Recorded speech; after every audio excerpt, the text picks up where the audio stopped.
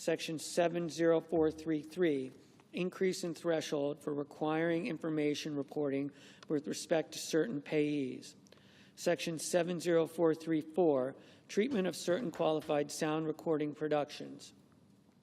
Section 70435, exclusion of interest on loans secured by rural or agricultural real property. Section 70436, reduction of transfer and manufacturing taxes for certain devices. Section 70437, treatment of capital gains from the sale of certain farmland property. Section 70438, extension of rules for treatment of certain disaster-related personal casualty losses. Chapter 5, ending Green New Deal spending, promoting America First energy, and other reforms. Subchapter A, termination of Green New Deal subsidies. Section 70501, termination of previously owned clean vehicle credit. Section 70502, termination of clean vehicle credit. Section 70503, termination of qualified commercial clean vehicles credit. Section 70504, termination of alternative fuel vehicle refueling property credit. Section 70505, termination of energy efficient home improvement credit. Section 70506, termination of residential clean energy credit. Section 70507, termination of energy efficient commercial building deduction. Section 70508, termination of new energy efficient home credit. Section 70509, termination of cost recovery for energy, property, and qualified clean energy facilities, property, and technology. Section 70510, modifications of zero-emission nuclear power production credit. Section 70511, termination of clean hydrogen production credit. Section 70512, termination and restrictions on clean electricity production credit. Section 70513, termination and restrictions on clean electricity investment credit. Section 70514, phase out and restrictions on advanced manufacturing production credit. Section 70515, restriction on the extension of Advanced Energy Project Credit Program. Subchapter B, enhancement of America First energy policy. Section 70521, extension and modification of clean fuel production credit. Section 70522, restrictions on carbon oxide sequestration credit. Section 70523, intangible drilling and development costs taken into account for purposes of computing adjusted financial statement income. Section 70524, income from hydrogen storage, carbon capture, advanced nuclear, hydropower, and geothermal energy added to qualifying income of certain publicly traded partnerships.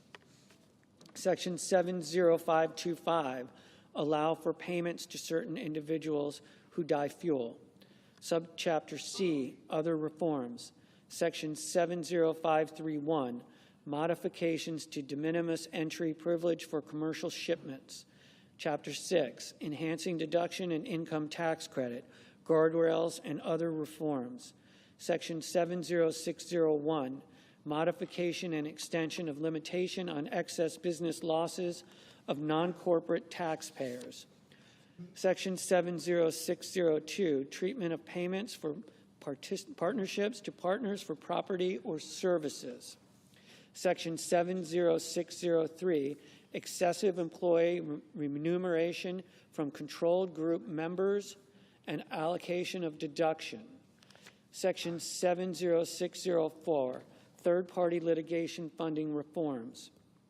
Section 70605, excise tax on certain remittance transfers. Section 70606, enforcement provisions with respect to COVID-related employee retention credits. Section 70607, Social Security number requirement for American Opportunity and Lifetime Learning credits. Section 70608, Task Force on the Replacement of the Direct File. Subtitle B, Health. Chapter 1, Medicaid. Chapter A, Reducing Fraud and Improving Enrollment Processes. Section 71101, Moratorium on Implementation of Rule Relating to Eligibility and Enrollment in Medicare Savings Programs. Section 71102, Moratorium on Implementation of Rule Relating to Eligibility and Enrollment for Medicaid, CHIP, and the Basic Health Program. Section 71103, Reducing Duplicate Enrollment under the Medicaid and CHIP programs. Section 71104, Ensuring deceased individuals do not remain enrolled. Section 71105, Ensuring deceased providers do not remain enrolled. Section 71106, Payment reduction related to certain erroneous excess payments under Medicaid.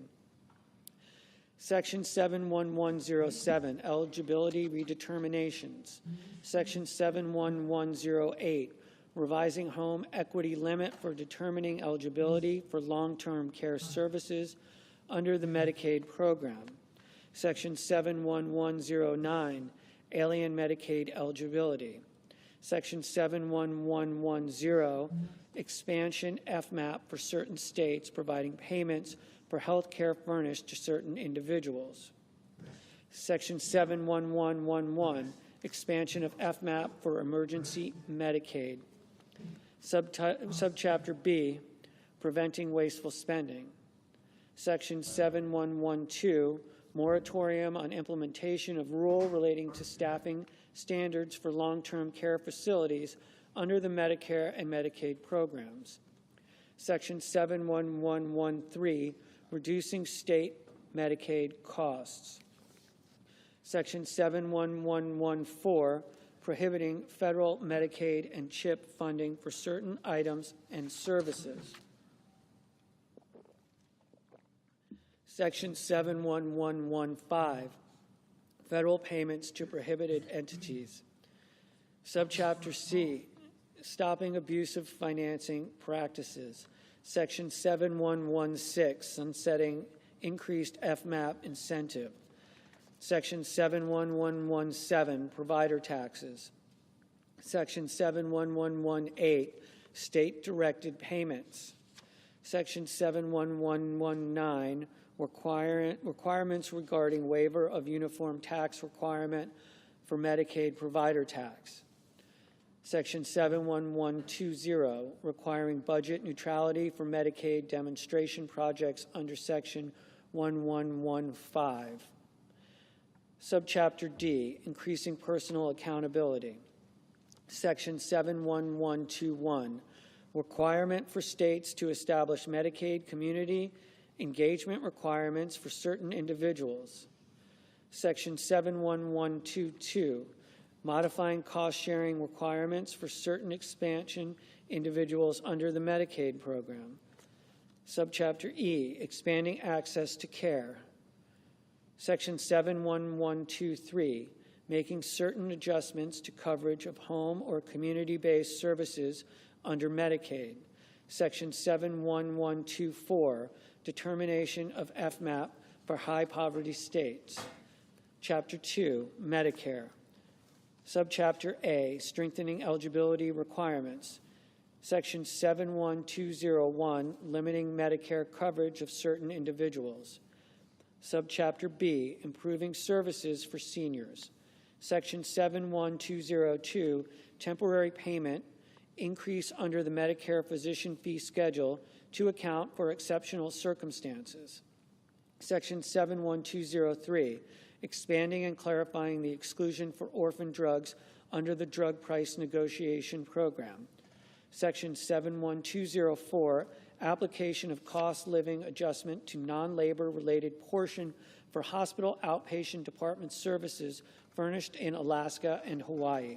Chapter 3, Health Tax. Subchapter A, Improving Eligibility Criteria. Section 71301, permitting premium tax credit only for certain individuals.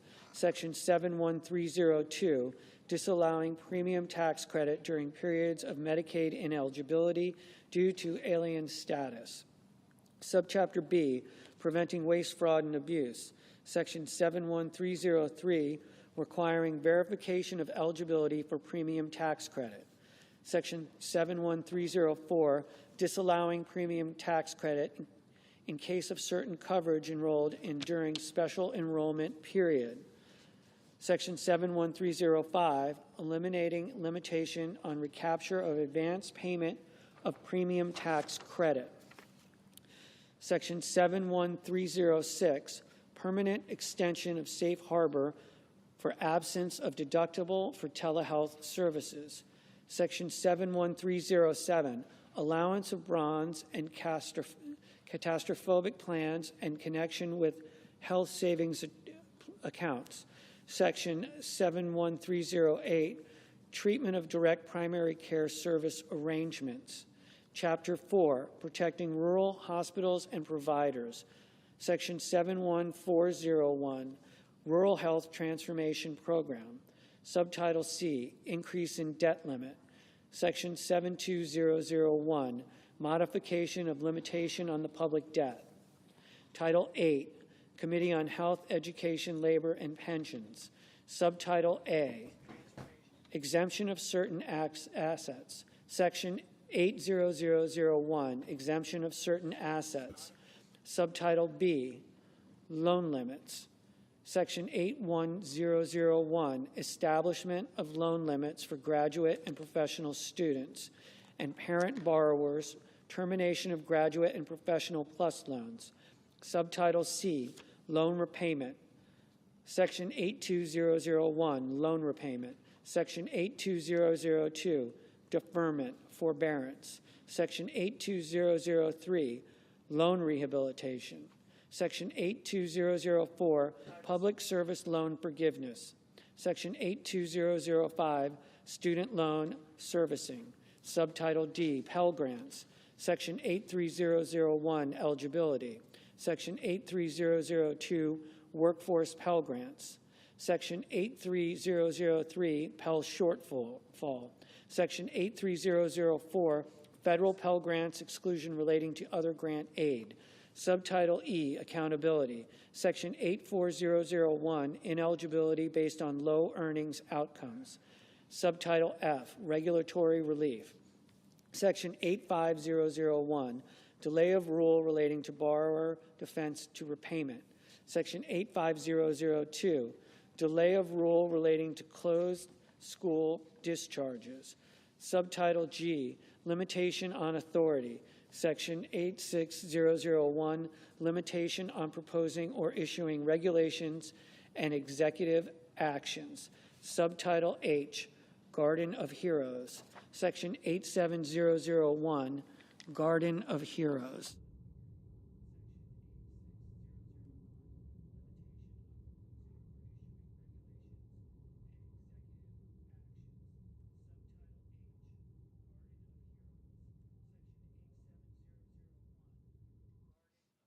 Subtitle 1, Office of Refugee Resettlement, Section 88001, Potential Sponsor Vetting for Unaccompanied Alien Children Appropriation. Title 9, Committee on Homeland Security and Governmental Affairs. Subtitle A, Homeland Security Provisions. Section 90001, Border Infrastructure and Wall System. Section 90002, U.S. Customs and Border Protection Personnel, Fleet Vehicles and Facilities. Section 90003, Detention Capacity. Section 90004, Border Security, Technology, and Screening. Section 90005, State and Local Assistance. Section 90006, Presidential Residence Protection. Section 90007, Department of Homeland Security Appropriations for Border Support. Subtitle B, Governmental Affairs Provisions. Section 90101, FEHB Improvements. Section 90102, Pandemic Response Accountability Committee. Section 90103, Appropriation for the Office of Management and Budget. Title 10, Committee on the Judiciary. Subtitle A, Immigration and Law Enforcement Matters. Part 1, Immigration Fees. Section 100001, Applicability of the Immigration Laws. Section 100002, Asylum Fee. Section 100003, Employment Authorization Document Fees. Section 100004, Immigration Parole Fee. Section 100005, Special Immigrant Juvenile Fee. Section 100006, Temporary Protected Status Fee. Section 100007, Visa Integrity Fee. Section 100008, Form I-94 Fee. Section 100009, Annual Asylum Fee. Section 100010, Fee relating to renewal. If you guys are just extension joining, of thank you for employment joining the authorization for podcast. parolees. I'm letting the video play through so Section you guys can hear 100011. what's being relating proposed. to Basically, they're renewal reading or the full extension of text of employment Trump's authorization budget bill ahead of for Monday's asylum vote. So applicants. this is what's going on. So Section just enjoy. 100012. Let me know your comments. I'll be Fee relating replying to in renewal the and I'll be extension in the of comments employment replying to you guys. authorization for Appreciate it. aliens granted I'll be going temporary live protected later status. with my face, Section talking head. We can talk about 100013. anything. Fees relating to applications for adjustment of status. Section 100014, Electronic System for Travel Authorization Fee. Section 100015, Electronic Visa Update System Fee. Section 100016, Fee for aliens ordered removed in absentia. Section 100017, Inadmissible Alien Apprehension Fee. Section 100018, Amendment to Authority to Apply for Asylum. Part 2, Immigration and Law Enforcement Funding. Section 100051, Appropriation for the Department of Homeland Security. Section 10052, Appropriation for U.S. Immigration and Customs Enforcement.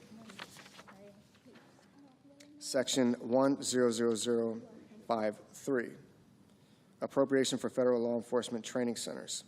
Section 10054, Appropriation for the Department of Justice. Section 10055, Bridging Immigration-Related Deficits Experienced Nationwide Reimbursement Fund. Section 10056, Appropriation for the Bureau of Prisons. Section 10057, Appropriation for the United States Secret Service. Subtitle B, Judiciary Matters. Section 100101, Appropriation to the Administrative Office of the United States Courts. Section 100102, Appropriation to the Federal Judicial Center. Subtitle C, Radiation Exposure Compensation Matters. Section 100201, Extension of Fund. Section 100202, Claims relating to atmospheric testing. Section 100203, Claims relating to uranium mining. Section 100205, Limitations on Claims. Title 1, Committee on Agriculture, Nutrition, and Forestry. Subtitle A, Nutrition. Section 10101, Reevaluation of Thrifty Food Plan. A, in general, Section 3 of the Food and Nutrition Act of 2008, 7 U.S.C. 2012 is amended by striking subsection U and inserting the following. U, Thrifty Food Plan. 1, in general, the term Thrifty Food Plan means a diet required to feed a family of 4 persons consisting of a man and a woman ages 20 through 50, a child ages 6 through 8, and a child ages 9 through 11, using the items and quantities of food described in the report of the Department of Agriculture entitled Thrifty Food Plan 2021. And each successor report updated pursuant to this subsection, subject to the conditions that A, the relevant market baskets of the Thrifty Food Plan shall only be changed pursuant to paragraph 4. B, the cost of the Thrifty Food Plan shall be the basis for uniform allotments for all households regardless of the actual composition of the household, and C, the cost of the Thrifty Food Plan may only be adjusted in accordance with this subsection. 2, household adjustments. The Secretary shall make household adjustments using the following ratios of household size as a percentage of the maximum four-person allotment. A, for a one-person household, 30%. B, for a two-person household, 55%. C, for a three-person household, 79%. D, for a four-person household, 100%. E, for a five-person household, 119%. F, for a six-person household, 143%. G, for a seven-person household, 158%. H, for an eight-person household, 180%. I, for a household of 9 persons or more, an additional 22% per person, which additional percentage shall not total more than 200%. 3, allowable cost adjustments. The Secretary shall, A, make cost adjustments in the Thrifty Food Plan for Hawaii and the urban and rural parts of Alaska to reflect the cost of food in Hawaii and urban and rural Alaska. B, make cost adjustments in the separate Thrifty Food Plans for Guam and the Virgin Islands of the United States to reflect the cost of food in those states, but not to exceed the cost of food in the 50 states and the District of Columbia. And C, on October 1st, 2025, and on each October 1st thereafter, adjust the cost of the Thrifty Food Plan to reflect changes in the Consumer Price Index for all urban consumers published by the Bureau of Labor Statistics of the Department of Labor for the most recent 12-month period ending in June. 4, reevaluation of market baskets. A, reevaluation. Not earlier than October 1st, 2027, the Secretary may reevaluate the market baskets of the Thrifty Food Plan based on current food prices, food composition data, consumption patterns, and dietary guidance. B, cost neutrality. The Secretary shall not increase the cost of the Thrifty Food Plan based on a reevaluation under this paragraph. B, conforming amendments.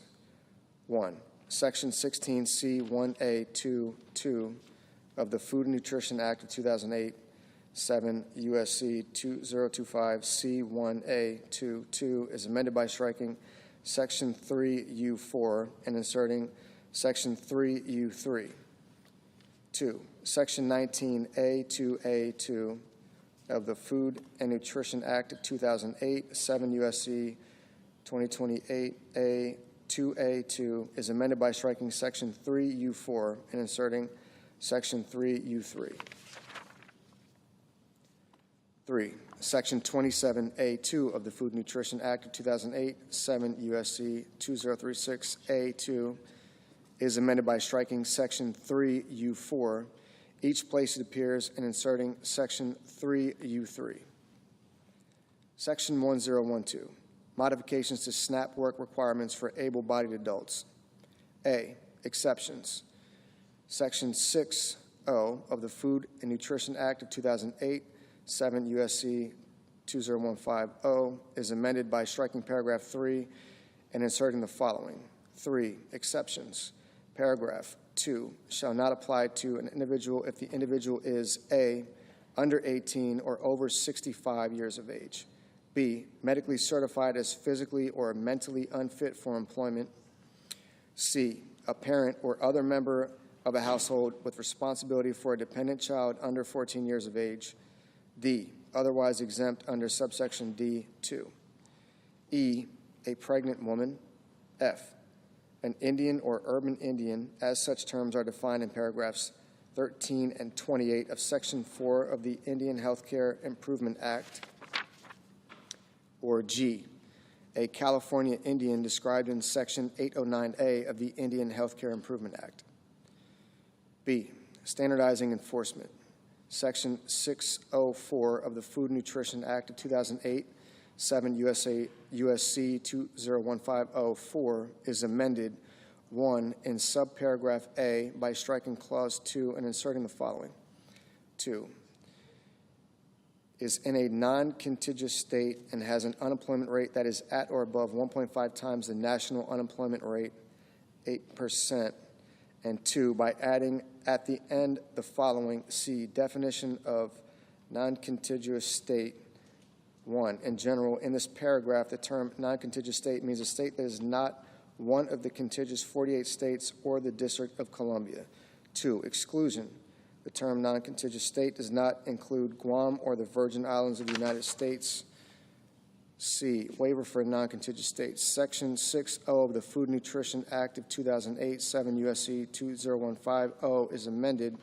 1, by redesignating paragraph 7 as paragraph 8, and 2, by inserting after paragraph 6 the following. 7, exemption for non-contiguous states. A, definition of non-contiguous state. 1, in general, in this paragraph, the term non-contiguous state means a state that is not one of the contiguous 48 states or the District of Columbia. 2, exclusions. In this paragraph, the term non-contiguous state does not include Guam or the Virgin Islands of the United States. B, exemption. Subject to subparagraph D, the Secretary may exempt individuals in a non-contiguous state from compliance with the requirements of paragraph 2 if 1, the state agency submits to the Secretary a request for that exemption made in such form and at such time as the Secretary may require, and including the information described in subparagraph C, and 2, the Secretary determines that based on that request, the state agency is demonstrating a good faith effort to comply with the requirements of paragraph 2. C, good faith effort determination. In determining whether a state agency is demonstrating a good faith effort or for purposes of subparagraph B2, the Secretary shall consider 1, any actions taken by the state agency toward compliance with the requirements of paragraph 2, 2, any significant barriers to or challenges in meeting those requirements, including barriers or challenges relating to funding, design, development, procurement, or installation of necessary systems or resources. 3, the detailed plan and timeline of the state agency for achieving full compliance with those requirements, including any milestones as defined by the Secretary. And 4, any other criteria determined appropriate by the Secretary. D, duration of exemption. 1, in general, an exemption granted under subparagraph B shall expire not later than December 31st, 2028, and may not be renewed beyond that date. 2, early termination. The Secretary may terminate an exemption granted under subparagraph B prior to that expiration date of that exemption if the Secretary determines that the state agency, 1, has failed to comply with the reporting requirements described in subparagraph E, or 2, based on the information provided pursuant to subparagraph E, failed to make continued good faith efforts towards compliance with the requirements of this subsection. E, reporting requirements. A state agency granted an exemption under subparagraph B shall submit to the Secretary 1, quarterly progress reports on the status of the state agency in achieving the milestones toward full compliance described in subparagraph C3, and 2, information on specific risks or newly identified barriers or challenges to full compliance, including the plan of the state agency to mitigate those risks, barriers, or challenges. Section 10103, availability of standard utility allowances based on receipt of energy assistance. A, standard utility allowance. Section 5E 6C 4I of the Food and Nutrition Act of 2008, 7 U.S.C. 2014 E6C 4I is amended by inserting with an elderly or disabled member after households. B, third-party energy assistance payments. Section 5K4 of the Food and Nutrition Act of 2008, 7 U.S.C. 2014 K4 is amended, 1, in subparagraph A by inserting without an elderly or disabled member before shall be, and 2, in subparagraph B by inserting with an elderly or disabled member before under a state law.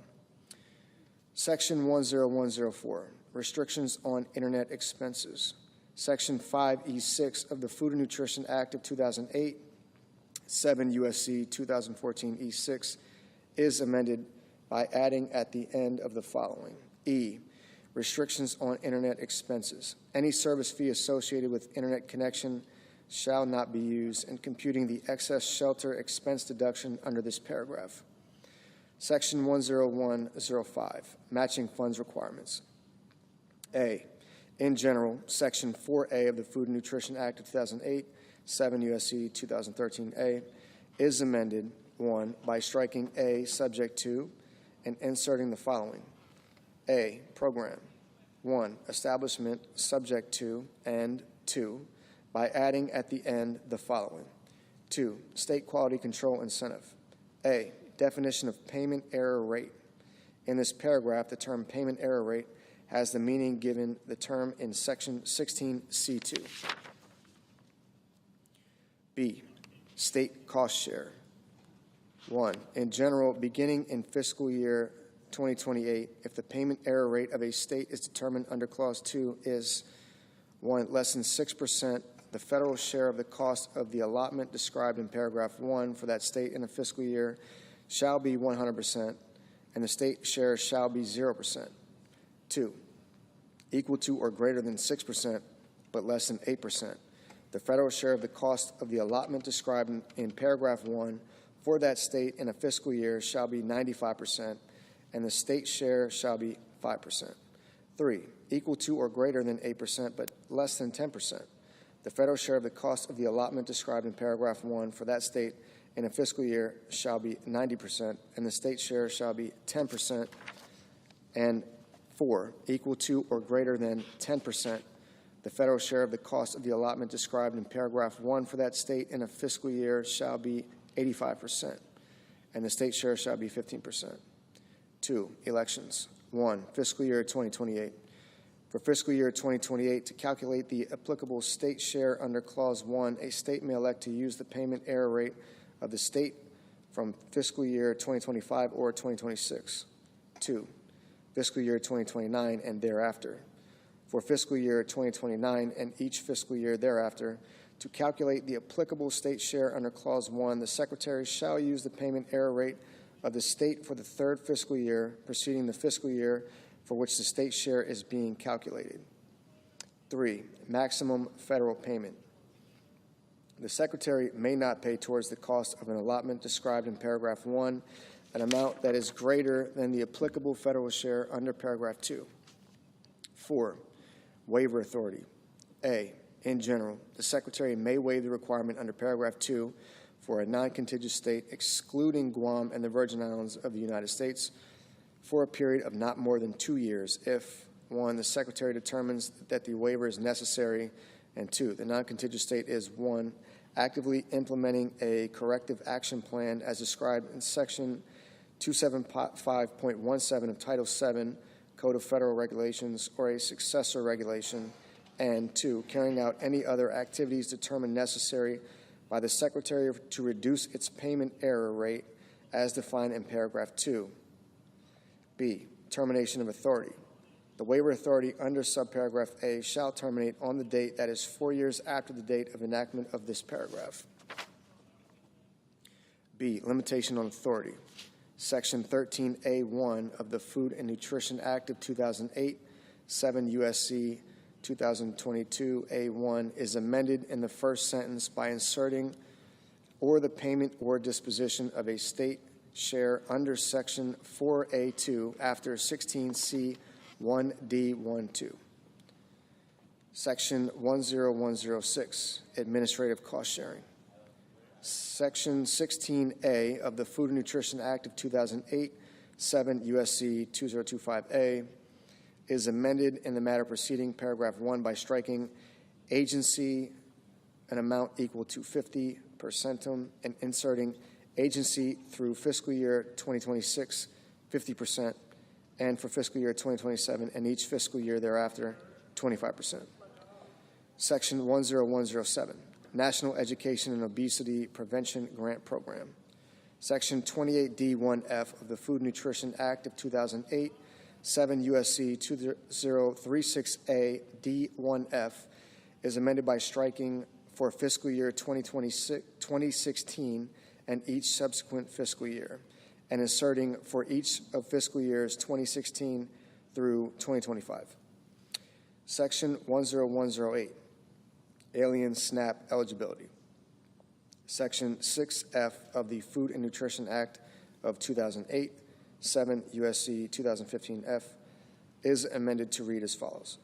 F, no individual who is a member of a household otherwise eligible to participate in the Supplemental Nutrition Assistance Program under this section shall be eligible to participate in the Supplemental Nutrition Assistance Program as a member of that or any other household unless he or she is, 1, a resident of the United States, and 2, either a citizen or national of the United States, B, an alien lawfully admitted for permanent residence as an immigrant as defined by sections 101A.15 and 101A.20 of the Immigration and Nationality Act, excluding, among others, alien visitors, tourists, diplomats, and students who enter the United States temporarily with no intention of abandoning their residence in a foreign country. C, an alien who has been granted the status of Cuban and Haitian entrant as defined in Section 501E of the Refugee Education Assistance Act of 1980, Public Law 96-422, or D, an individual who lawfully resides in the United States in accordance with a compact of free association referred to in Section 402B2G of the Personal Responsibility and Work Opportunity Reconciliation Act of 1996. The income less at state option or a pro rata share and financial resources of the individual rendered ineligible to participate in the Supplemental Nutrition Assistance Program under this subsection shall be considered in determining the eligibility and the value of the allotment of the household of which such individual is a member. Subtitle B, Forestry, Section 10201, Rescission of Amounts for Forestry. The unobligated balances of amounts appropriated by the following provisions of Public Law 117-169 are rescinded. 1. Paragraphs 3 and 4 of Section 23001, A, 136, Stat 2023. 2. Paragraphs 1 through 4 of Section 23002A, 136, Stat 2025. 3. Section 23003, A2, 136, Stat 2026. 4. Section 23005, 136, Stat 2027. Subtitle C, Commodities. Section 10301, Effective Reference Price, A, Effective Reference Price.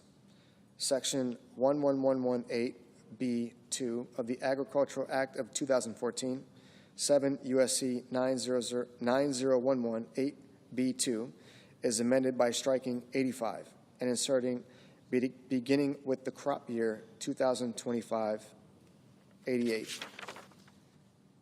B, Reference Price. Section 1111 of the Agricultural Act of 2014, 7 U.S.C. 9011, is amended by striking paragraph 19 and inserting the following. 19, Reference Price. A, in general, effective beginning with the 2025 crop year, subject to subparagraphs B and C, the term reference price with respect to a covered commodity for a crop year means the following. 1, for wheat, $6.35 per bushel. 2, for corn, $4.10 per bushel. 3, for grain, sorghum, $4.40 per bushel. 4, for barley, $5.45 per bushel. 5, for oats, $2.65 per bushel. 6, for long grain rice, $16.90 per hundredweight.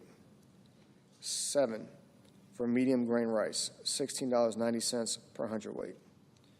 8, for soybeans, $10 per bushel. 9, for other oil seeds, $23.75 per hundredweight. 10, for peanuts, $630 per ton. 11, for dry peas, $13.10 per hundredweight. 12, for lentils, $23.75 per hundredweight. 13, for small chickpeas, $22.65 per hundredweight. 14, for large chickpeas, $25.65 per hundredweight. 15, for seed cotton, 42 cents per pound. B, effectiveness. Effective beginning with the 2031 crop year, the reference price is defined in subparagraph A with respect to a covered commodity shall equal the reference price in the previous crop year multiplied by 1.005. C, limitation.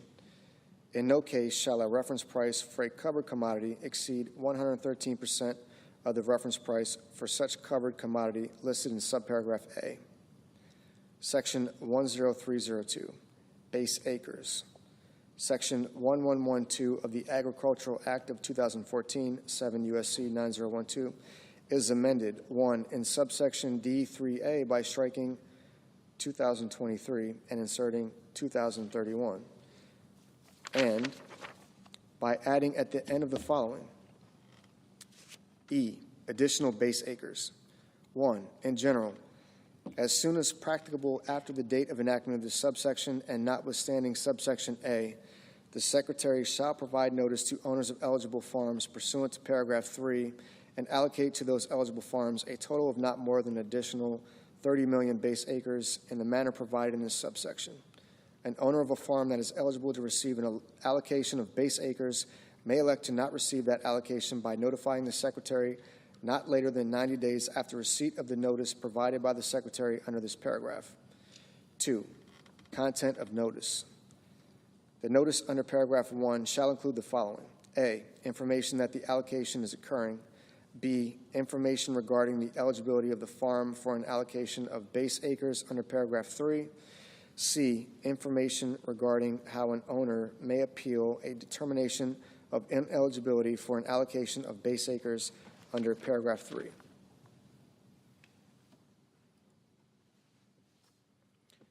Through an appeals process established by the Secretary. 3, eligibility. A, in general, subject to subparagraph D, effective beginning with the 2026 crop year, a farm is eligible to receive an allocation of base acres if, with respect to the farm, the amount described in subparagraph B exceeds the amount described in subparagraph C. B, 5-year average sum. The amount described in this subparagraph with respect to a farm is the sum of I, the 5-year average of I, the acreage planted on the farm to all covered commodities for harvest, grazing, haying, silage, or other similar purposes for the 2019 through 2023 crop years. And 2, any acreage on the farm that the producers were prevented from planting during the 2019 through 2023 crop years to covered commodities because of drought, flood, or other natural disaster, or other conditions beyond the control of the producers as determined by the Secretary, plus 2, the lesser of 1, subsection 1, 15% of the total acres on the farm, and 2, the 5-year average of AA, the acreage planted on the farm to eligible non-covered commodities for harvest, grazing, haying, silage, or other similar purposes for the 2019 through 2023 crop years, and subsection BB, any acreage on the farm that producers were prevented from planting during the 2019 through 2023 crop years to eligible non-covered commodities because of drought, flood, or other natural disaster, or other condition beyond the control of the producers, as determined by the Secretary. C, total number of base acres for covered commodities. The amount described in this subparagraph with respect to a farm is the total number of base acres for covered commodities on the farm, excluding unassigned crop base, as in effect on September 30, 2024. D, effect of no recent plantings of covered commodities in the case of a farm for which the amount determined under Clause I of subparagraph B is equal to 0. That farm shall be ineligible to receive an allocation of base acres under the subsection. E, acreage planted on the farm to eligible non-covered commodities defined in this paragraph. The term acreage planted on the farm to eligible non-covered commodities means acreage planted on a farm to commodities other than covered commodities, trees, bushes, vines, grass, or pasture, including cropland that was idle or fallow, as defined by the Secretary. 4, number of base acres, subject to paragraphs 3 and 8. The number of base acres allocated to an eligible farm shall, subsection A, be equal to the difference obtained by subtracting the amount determined under subparagraph C of paragraph 3 from the amount determined under subparagraph B of that paragraph, and B, include unassigned crop base. 5, allocation of acres. A, allocation. The Secretary shall allocate the number of base acres under paragraph 4 among those covered commodities planted on the farm at any time during the 2019 through 2023 crop years. B, allocation formula. The allocation of additional base acres for covered commodities shall be in proportion to the ratio of subsection I, the 5-year average of I, the acreage planted on the farm, to each covered commodity for harvest, grazing, haying, silage, or other similar purposes for the 2019 through 2023 crop years. And 2, any acreage on the farm that producers were prevented from planting during the 2019 through 2023 crop years to that covered commodity because of drought, flood, or other natural disaster, or other condition beyond the control of the producers as determined by the Secretary, to the 5-year average determined under paragraph 3BI. Inclusion of all 5 years in average. For the purpose of determining a 5-year acreage average under subparagraph B for a farm, the Secretary shall not exclude any crop year in which a covered commodity was not planted. D, treatment of multiple planting or prevented planting. For the purpose of determining under subparagraph B the acreage on a farm that producers planted or were prevented from planting during the 2019 through 2023 crop years to covered commodities, if the acreage that was planted or prevented from being planted was devoted to other covered commodity in the same crop year, other than a covered commodity produced under an established practice of double cropping, the owner may elect the covered commodity to be used for that year in determining the 5-year average, but may not include both the initial covered commodity and the subsequent covered commodity. E, limitation. The allocation of additional base acres among covered commodities on a farm under this paragraph may not result in a total number of base acres for the farm in excess of the number of acres on the farm. 6, reduction by the Secretary. In carrying out this subsection, if the total number of eligible acres allocated to base acres across all farms in the United States under this subsection would exceed 30 million acres, the Secretary shall apply an across-the-board prorated reduction to the number of eligible acres to ensure the number of allocated base acres under this subsection is equal to 30 million acres. 7, payment yield. Beginning with crop year 2026, for the purpose of making price loss coverage payments under Section 1116, the Secretary shall establish payment yields to base acres allocated under this subsection equal to A, the payment yield established on the farm for applicable covered commodity, and B, if no such payment yield for the applicable covered commodity exists, a payment yield equal to the average payment yield for the covered commodity for the county in which the farm is situated, or to determine pursuant to Section 1113C. 8, treatment of new owners. In the case of a farm for which the owner on the date of enactment of this subsection was not the owner for the 2019 through 2023 crop years, the Secretary shall use the planting history of the prior owner or owners of that farm for the purposes of determining A, eligibility under paragraph 3, B, eligibility acres under paragraph 4, and C, the allocation of acres under paragraph 5. Section 10303, producer election. A, in General Section 1115 of the Agricultural Act of 2014, 7 U.S.C. 9015, is amended 1, in subsection A, in the matter preceding paragraph 1, by striking 2023 and inserting 2031.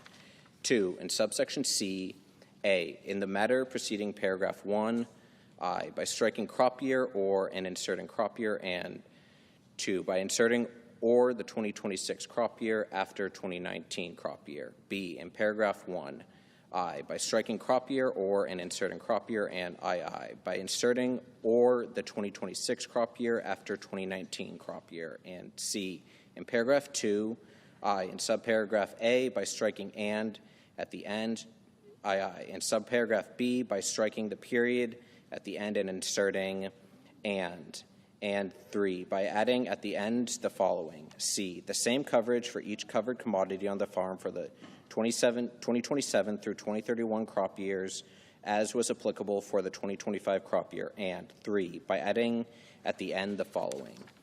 1, higher of price loss coverage payments and agricultural risk coverage payments. For the 2025 crop year, the Secretary shall, on a covered commodity by covered commodity basis, make the higher of price loss coverage payments under Section 1116 and agricultural risk covered county coverage payments under Section 1117 to the producers on a farm for the payment acres for each covered commodity on the farm. B, federal crop insurance supplemental coverage options. Section 508C4C4 IV of the Federal Crop Insurance Act 7 U.S.C. 1508 C4C IV is amended by striking crops for which the producer has elected under Section 1116 of the Agricultural Act of 2014 to receive agricultural risk coverage in acres and inserting acres. Section 10304, price loss coverage. Section 1116 of the Agricultural Act of 2014, 7 U.S.C. 9016 is amended. 1, in subsection A2, in the matter preceding subparagraph A by striking 2023 and inserting 2031. 2, in subsection C1B, A, in the subparagraph heading by striking 2023 and inserting 2031. And B, in the matter preceding clause I by striking 2023 and inserting 2031. 3, in subsection D, in the matter preceding paragraph 1 by striking 2025 and inserting 2031. And 4, in subsection G, A, by striking subparagraph F of section 1111-19 and inserting paragraph 19A VI of section 1111, and B, by striking 2012 through 2016, each place it appears, and inserting 2017 through 2021. Section 10305, agricultural risk coverage. Section 1117 of the Agricultural Act of 2014, 7 U.S.C. 9017 is amended. 1, in subsection A, in the matter preceding paragraph 1 by striking 2023 and inserting 2031. 2, in subsection C, A, in paragraph 1 by inserting for each of the 2014 through 2024 crop years and 90% of the benchmark revenue for each of the 2025 through 2031 crop years before the period at the end. B, by striking 2023, each place it appears, and inserting 2031. And C, in paragraph 4B, in the subparagraph heading, by striking 2023 and inserting 2031. 3, in subsection D1, by striking subparagraph B and inserting the following. BI, for each of the 2014 through 2024 crop years, 10% of the benchmark revenue for the crop year applicable under subsection C and II. For each of the 2025 through 2031 crop years, 12% of the benchmark revenue for the crop year applicable under subsection C and 4 in subsections E, G5, and I5 by striking 2023, each place it appears, and inserting 2031. Section 10306, equitable treatment of certain entities. A, in general, Section 1001 of the Food Security Act of 1985, 7 U.S.C. 1308, is amended. 1, in subsection A, by designated paragraph 5 as paragraph 6, and B, by inserting after paragraph 4 the following. 5, qualified pass-through entity. The term qualified pass-through entity means A, a partnership within the meaning of subchapter K of Chapter 1 of the Internal Revenue Code of 1986. B, an S corporation as defined in Section 1361 of that code. C, a limited liability company that does not affirmatively elect to be treated as a corporation. And D, a joint venture or general partnership. 2, in subsections B and C, by striking except a joint venture or general partnership, each place it appears, and inserting except a qualified pass-through entity. And 3, in subsection D, by striking subtitle B of Title I of the Agricultural Act of 2014, or B, attribution of payment, Section 1001 E3 BII of the Food Security Act of 1985, 7 U.S.C. 1308E3BII is amended. 1, in the clause heading by striking joint ventures and general partnerships and inserting qualified pass-through entities. 2, by striking a joint venture or a general partnership and inserting a qualified pass-through entity. 3, by striking joint ventures and general partnerships and inserting qualified pass-through entities. And 4, by striking the joint venture or general partnership and inserting the qualified pass-through entity. C, persons actively engaged in farming. Section 1001AB2 of the Food Security Act of 1985, 7 U.S.C. 1308 1B2 is amended. 1, subparagraphs A and B by striking a general partnership, a participant in a joint venture, each place it appears, and inserting a qualified pass-through entity. And 2, in subparagraph C by striking a general partnership, joint venture, or similar entity and inserting a qualified pass-through entity or a similar entity. D, joint and several liability. Section 100BD of the Food Security Act of 1985, 7 U.S.C. 1308-2D is amended by striking partnerships and joint ventures and inserting qualified pass-through entities. E, exclusion from AGI calculation. Section 1001D of the Food Security Act of 1985, 7 U.S.C. 1308-3AD is amended by striking general partnership or joint venture, each place it appears. Section 10307, payment limitations. Section 1001 of the Food Security Act of 1985, 7 U.S.C. 1308 is amended 1. In subsection B, A, by striking the and inserting subject to subsection I, the, and B, by striking $125,000 and inserting $155,000. And 2, in subsection C, A, by striking the and inserting subject to subsection I, the, and B, by striking $125,000 and inserting $155,000. And 3, by adding at the end the following: I, adjustment for the 2025 crop year and each crop year thereafter. The Secretary shall annually adjust the amounts described in subsections B and C for inflation based on the Consumer Price Index for all urban consumers published by the Bureau of Labor Statistics of the Department of Labor. Section 10308, adjusted gross income limitation. Section 1001DB of the Food Security Act of 1985, 7 U.S.C. 1308-3AB is amended 1. In paragraph 1 by striking paragraph 3 and inserting paragraphs 3 and 4. And 2, by adding at the end the following. 4, exception for certain operations.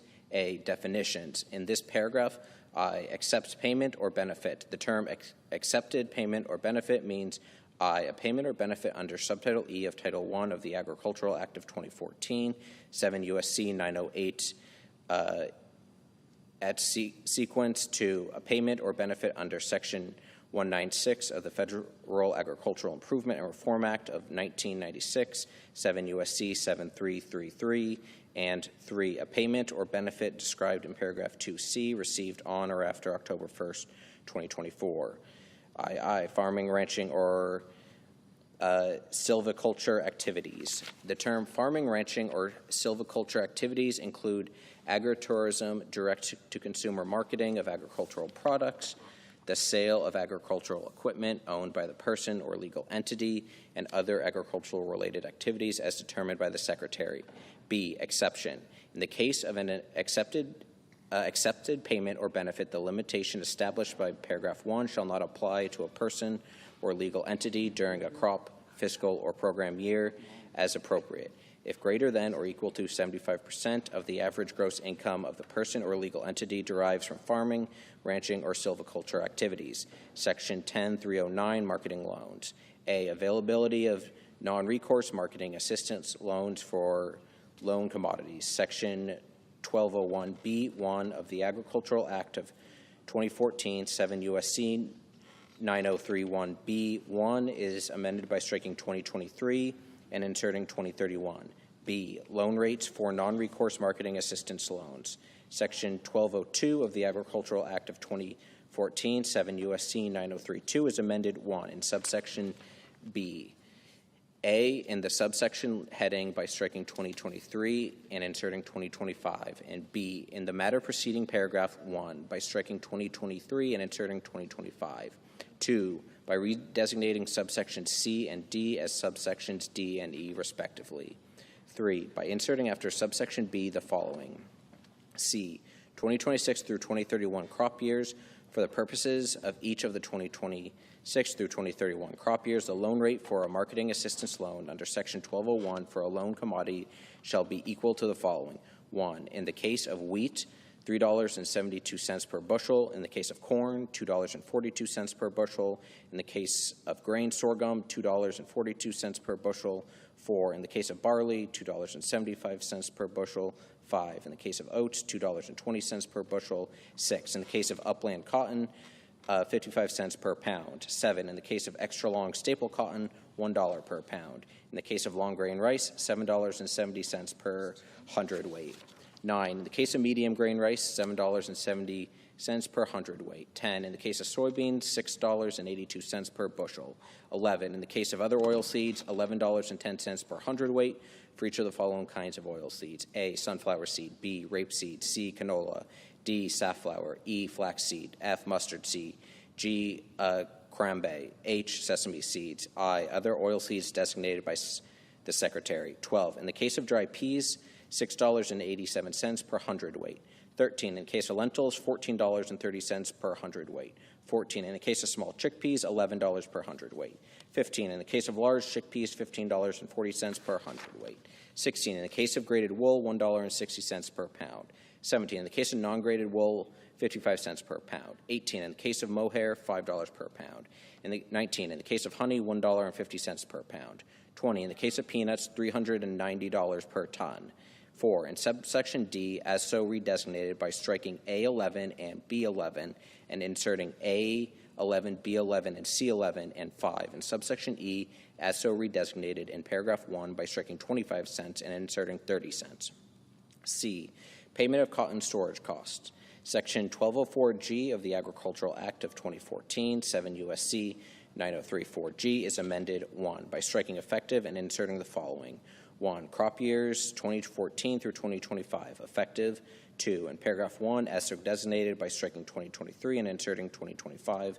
And 3, by adding at the end the following. 2, payment of cotton storage costs effective for each of the 2026 through 2031 crop years. The Secretary shall make cotton storage payments for upland cotton and extra long staple cotton available in the same manner as the Secretary provided storage payments for the 2006 crop of upland cotton, except that the payment rate shall be equal to the lesser of A, the submitted storage charge for the current marketing year, and B, in the case of storage in I, California or Arizona, a payment rate of $4.90, and 2, II, any other state, a payment rate of $3. D, loan deficiency payments. 1, continuation. Section 1205A2B of the Agricultural Act of 2014, 7 U.S.C. 9035A2B is amended by striking 2023 and inserting 2031. 2, payments in lieu of LDPS. Section 1206 of the Agricultural Act of 2014, 7 U.S.C. 9036 is amended in subsections A and D by striking 2023, each place it appears, and inserting 2031. E, special competitive provisions for extra long staple cotton. Section 1208A of the Agricultural Act of 2014, 7 U.S.C. 9038A is amended in the matter preceding paragraph 1 by striking 2026 and inserting 2032. F, availability of recourse loans. Section 1209 of the Agricultural Act of 2014, 7 U.S.C. 9039 is amended in subsections A, 2, B, and C by striking 2023 each place it appears and inserting 2031. Section 310, repayment of marketing loans. Section 1204 of the Agricultural Act of 2014, 7 U.S.C. 9034 is amended. 1, in subsection B, A, by redesignating paragraph 1 as subparagraph A and indenting appropriately. B, in the matter preceding subparagraph A as so redesignated by striking the Secretary and inserting the following. 1, in general, the Secretary, and C, by striking paragraph 2 and inserting the following. B.I. In the case of long grain rice and medium grain rice, the prevailing world market price for the commodity as determined and adjusted by the Secretary in accordance with this section, or II. In the case of upland cotton, the prevailing world market price for the commodity as determined and adjusted by the Secretary in accordance with this section. 2, refund for upland cotton. In the case of repayment for a marketing assistance loan for upland cotton at a rate described in paragraph 1BII, the Secretary shall provide the producer a refund, if any, in an amount equal to the difference between the lowest prevailing world market price as determined and adjusted by the Secretary in accordance with this section during the 30-day period following the date on which the producer repays the marketing assistance loan, and the repayment rate. 2, in subsection C, A, by striking the period at the end and inserting semicolon, and B, by striking at the loan rate and inserting the following: at a rate that is lesser of 1, the loan rate, and C, by adding at the end the following: 2, the prevailing world market price for the commodity as determined and adjusted by the Secretary in accordance with this section. 3, subsection D, A, in paragraph 1, by striking and medium grain rice and inserting medium grain rice and extra long staple cotton. B, by redesignating paragraphs 1 and 2 as subparagraphs A and B respectively and indenting appropriately. C, in the matter preceding subparagraph A as so redesignated by striking for purposes and inserting the following: 1, in general, for purposes, and D, by adding at the end the following: 2, upland cotton. In the case of upland cotton, for any period when price quotations for middling M 3/32-inch cotton are available, the formula under paragraph 1A shall be based on the average of the 3 lowest price growths that are quoted. And 4, in subsection E, A, in the subsection heading by inserting extra long staple cotton and upland cotton. B, in paragraph 2I, in the paragraph heading by inserting upland before cotton, and 2 in subparagraph and II in subparagraph B, in the matter preceding clause I by striking 2024 and inserting 2032. C, by redesignating paragraph 3 as paragraph 4, and D, by inserting after paragraph 2 the following: 3, extra long staple cotton. The prevailing world market price for extra long staple cotton determined under subsection D, A, shall be adjusted to United States quality and location, with the adjustment to include the average cost to market the commodity, including average transportation cost, as determined by the Secretary, and B, may be further adjusted during the period beginning on the date of enactment of the Act entitled "An Act to Provide for Reconciliation pursuant to Title II of H. Con. Res. 14, 119th Congress," and ending on July 31st, 2032. If the Secretary determines the adjustment is necessary, I, to minimize potential loan forfeitures, I, to minimize the accumulation of stocks of extra long staple cotton by the federal government, I, to ensure that extra long staple cotton produced in the United States can be marketed freely and competitively, and IV, to ensure an appropriate transition between current crop and forward crop price quotations, except that the Secretary may use forward crop price quotations prior to July 31st of a marketing year only if I, there are insufficient current crop price quotations, and II, the forward crop price quotation is the lowest such quotation available. Section 10.311, Economic Adjustment Assistance for Textile Mills. Section 1207C of the Agricultural Act of 2014, 7 U.S.C. 9037C, is amended by striking paragraph 2 and inserting the following: 2, value of assistance. The value of the assistance provided under paragraph 1 shall be A, for the period beginning on August 1st, 2013 and ending on July 31st, 2025, 3 cents per pound, and B, beginning on August 1st, 2025, 5 cents per pound. Section 10.312, Sugar Program Updates. A, Loan Rate Modification. Section 156 of the Federal Agricultural Improvement and Reform Act of 1996, 7 U.S.C. 7272, is amended: 1, in subsection A, in paragraph 4 by striking and at the end, B, in paragraph 5 by striking 2023 crop years and inserting 2024 crop years, and C, by adding at the end the following: 6, 24 cents per pound for raw cane sugar for each of the 2025 through 2031 crop years. 2, in subsection B-A, in paragraph 1 by striking and at the end, B, in paragraph 2 by striking 2023 crop years and inserting 2024 crop years, and C, by adding at the end the following: 3, a rate that is equal to 136.55% of the loan rate per pound of raw cane sugar under subsection A6 for each of the 2025 through 2031 crop years, and 3, in subsection I by striking 2023 and inserting 2031.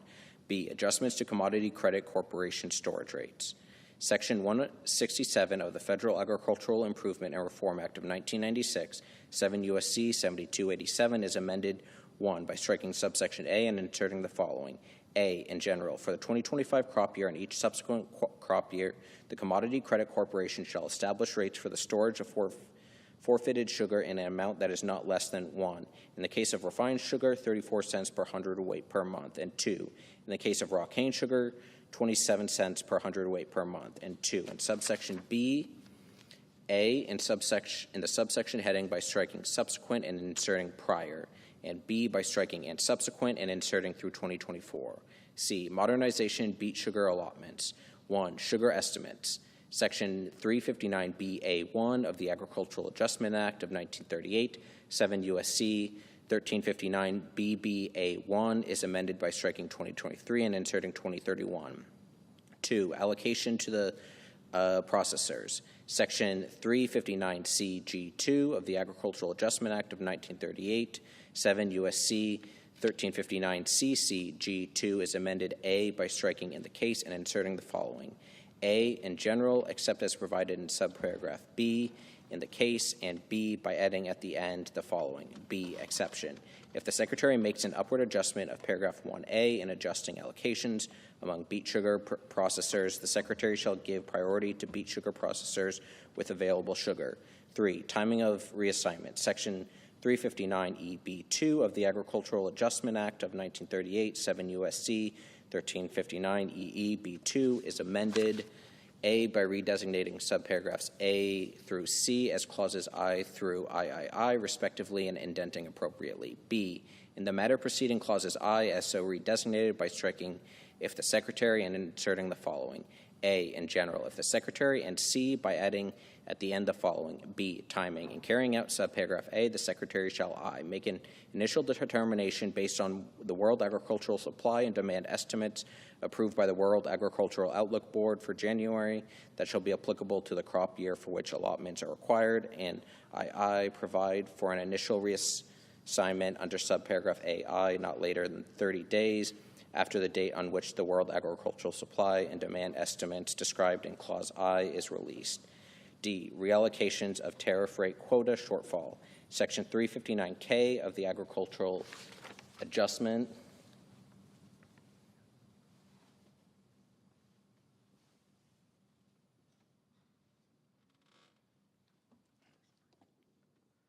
Act of 1938, 7 U.S.C. 1359KK is amended by adding at the end the following.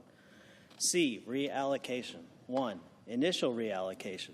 Subject to paragraph 3, following the establishment of the tariff rate quotas under subsection A for a quota year, the Secretary shall, A, determine which countries do not intend to fulfill their allocation for the quota year, and B, reallocate any forecasted shortfall in the fulfillment of the tariff rate quotas as soon as practicable.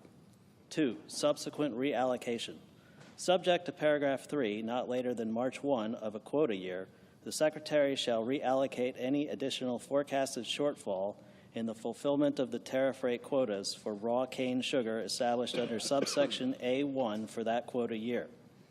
3, cessation of effectiveness. Paragraphs 1 and 2 shall cease to be in effect if A, the agreement suspending the countervailing duty investigation on sugar from Mexico signed December 19, 2014 is terminated, and B, no countervailing duty order under Subtitle A of Title VII of the Tariff Act of 1930, 19 U.S.C. 1671 et sequitur, is in effect with respect to sugar from Mexico.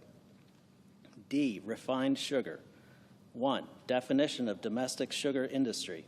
In this subsection, the term domestic sugar industry means domestic A, sugar beet producers and processors, B, producers and processors of sugar cane, and C, refiners of raw cane sugar. 2, study required. A, in general, not later than 180 days after the date of enactment of this subsection, the Secretary shall conduct a study on whether the establishment of additional terms and conditions with respect to refined sugar imports is necessary and appropriate. B, elements. In conducting the study under subparagraph A, the Secretary shall examine the following. I, the need for 1, defining refined sugar as having a minimum polarization of 99.8 degrees or higher. 2, establishing a standard for color or reflectance-based units for refined sugar such as those utilized by the International Commission on Uniform Methods of Sugar Analysis. 3, prescribing specifications for packaging type for refined sugar.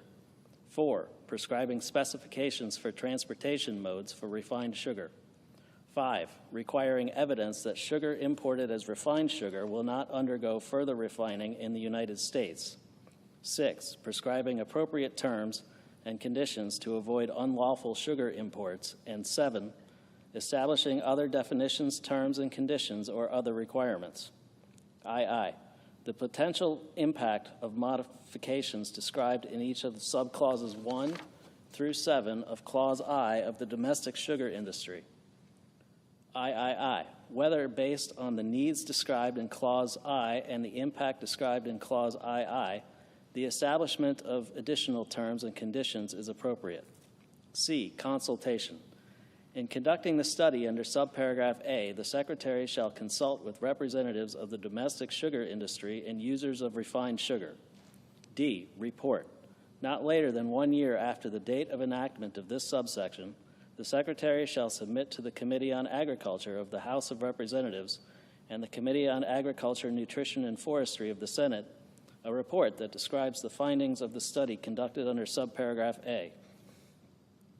3, establishment of additional terms and conditions permitted.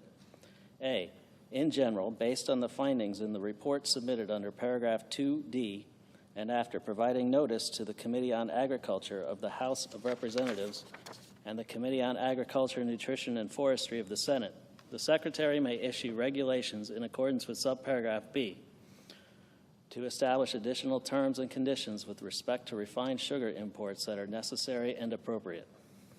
B, promulgation of regulations. The Secretary may issue regulations under subparagraph A if the regulations, 1, do not have an adverse impact on the domestic sugar industry, and 2, are consistent with the requirements of this part, Section 156 of the Federal Agriculture Improvement and Reform Act of 1996, 7 U.S.C. 7272, and obligations under international trade agreements that have been approved by Congress. E, clarification of tariff rate quota adjustments. Section 359KB1 of the Agriculture Adjustment Act of 1938, 7 U.S.C. 1359 KKB1 is amended in the matter preceding subparagraph A by striking "if there is N" and inserting "for the sole purpose of responding directly to N." F, period of effectiveness. Section 359LA of the Agriculture Adjustment Act of 1938, 7 U.S.C. 1359 LLA, is amended by striking 2023 and inserting 2031. Section 10313, Dairy Policy Updates. A, Dairy Margin Coverage Production History.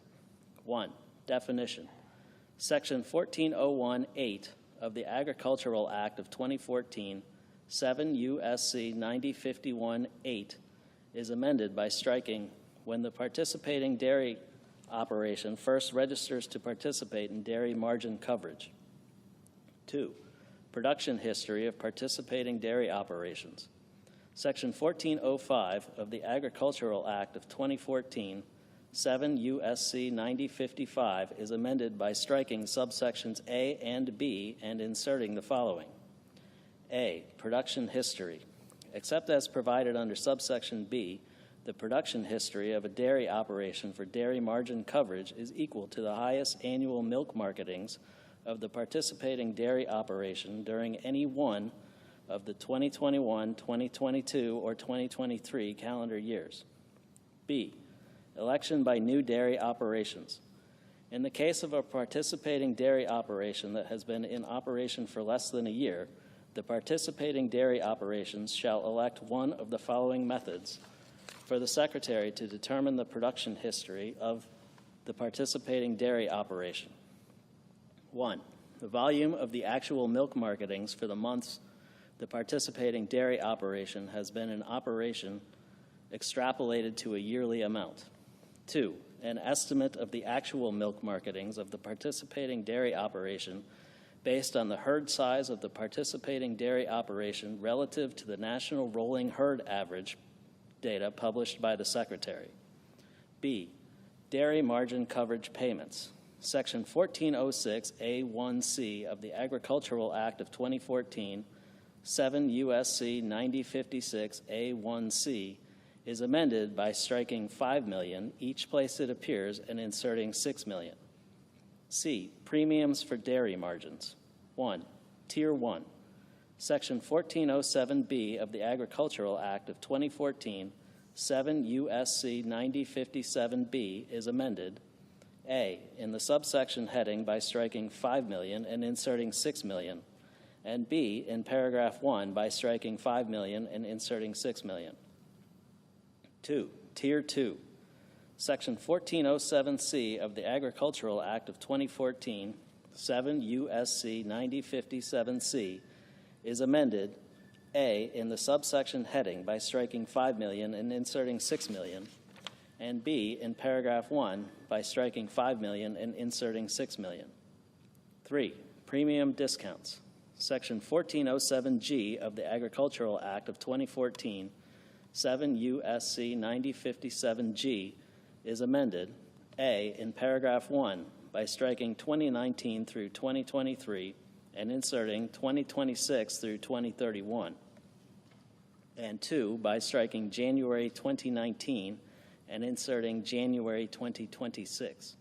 And B. In paragraph 2 by striking 2023 each place it appears and inserting 2031. D. Duration. Section 1409 of the Agricultural Act of 2014, 7 U.S.C. 9059, is amended by striking 2025 and inserting 2031. Section 10314, Implementation. Section 1614C of the Agricultural Act of 2014, 7 U.S.C. 9097C, is amended by adding at the end the following. 5. Further funding. The Secretary shall make available to carry out Subtitle C of Title I of the Act entitled An Act to Provide for Reconciliation Pursuant to Title II of H. Con. Res. 14, 119th Congress, and the amendments made by that subtitle, $50 million to remain available until expended, of which, A, not less than $5 million shall be used to carry out paragraphs 3 and 4 of subsection B. B, $3 million shall be used for activities described in paragraph 3A. C, $3 million shall be used for activities described in paragraph 3B.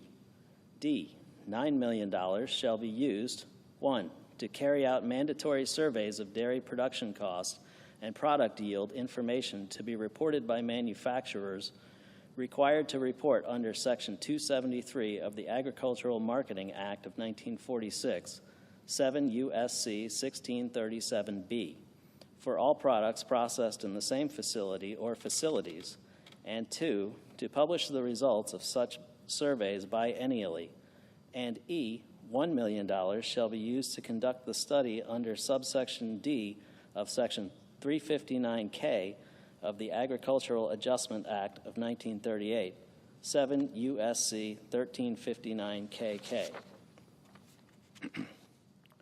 Subtitle D, Disaster Assistance Programs. Section 10401, Supplemental Agricultural Disaster Assistance. A, Livestock Indemnity Payments. Section 1501B of the Agricultural Act of 2014, 7 U.S.C. 9081B, is amended.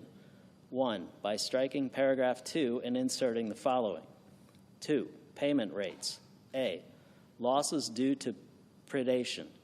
Indemnity payments to an eligible producer on a farm under paragraph 1A shall be made at a rate of 100% of the market value of the affected livestock on the applicable date as determined by the Secretary. B, losses due to adverse weather or disease. Indemnity payments to an eligible producer on a farm under subparagraph B or C of paragraph 1 shall be made at a rate of 75% of the market value of the affected livestock on the applicable date as determined by the Secretary. C, determination of market value. In determining the market value described in subparagraphs A and B, the Secretary may consider the ability of eligible producers to document regional price premiums for affected livestock that exceed the national average market price for those livestock. D, applicable date defined. In this paragraph, the term applicable date means, with respect to livestock, as applicable, 1, the day before the date of death of the livestock, or 2, the day before the date of the event that caused the harm of the livestock to the livestock that resulted in a reduced sale price. And 2, by adding at the end the following. 5, additional payment for unborn livestock. A, in general, in the case of unborn livestock death losses incurred on or after January 1, 2024, the Secretary shall make an additional payment to eligible producers on farms that have incurred such losses in excess of the normal mortality due to a condition specified in paragraph 1. B, payment rate. Additional payments under subparagraph A shall be made at a rate, 1, determined by the Secretary, and 2, less than or equal to 85% of the payment rate established with respect to the lowest weight class of the livestock, as determined by the Secretary, acting through the administrator of the Farm Service Agency. C, payment amount. The amount of a payment to an eligible producer that has incurred unborn livestock death losses shall be equal to the payment rate determined under subparagraph B, multiplied in the case of livestock described in 1, subparagraph A, B, or F of subsection A4 by 1, 2, subparagraph D of each subsection by 2, 3, subparagraph E of each subsection by 12, and 4, subparagraph G of such subsection by the average number of birthed animals for one gestation cycle for the species of such livestock as determined by the Secretary.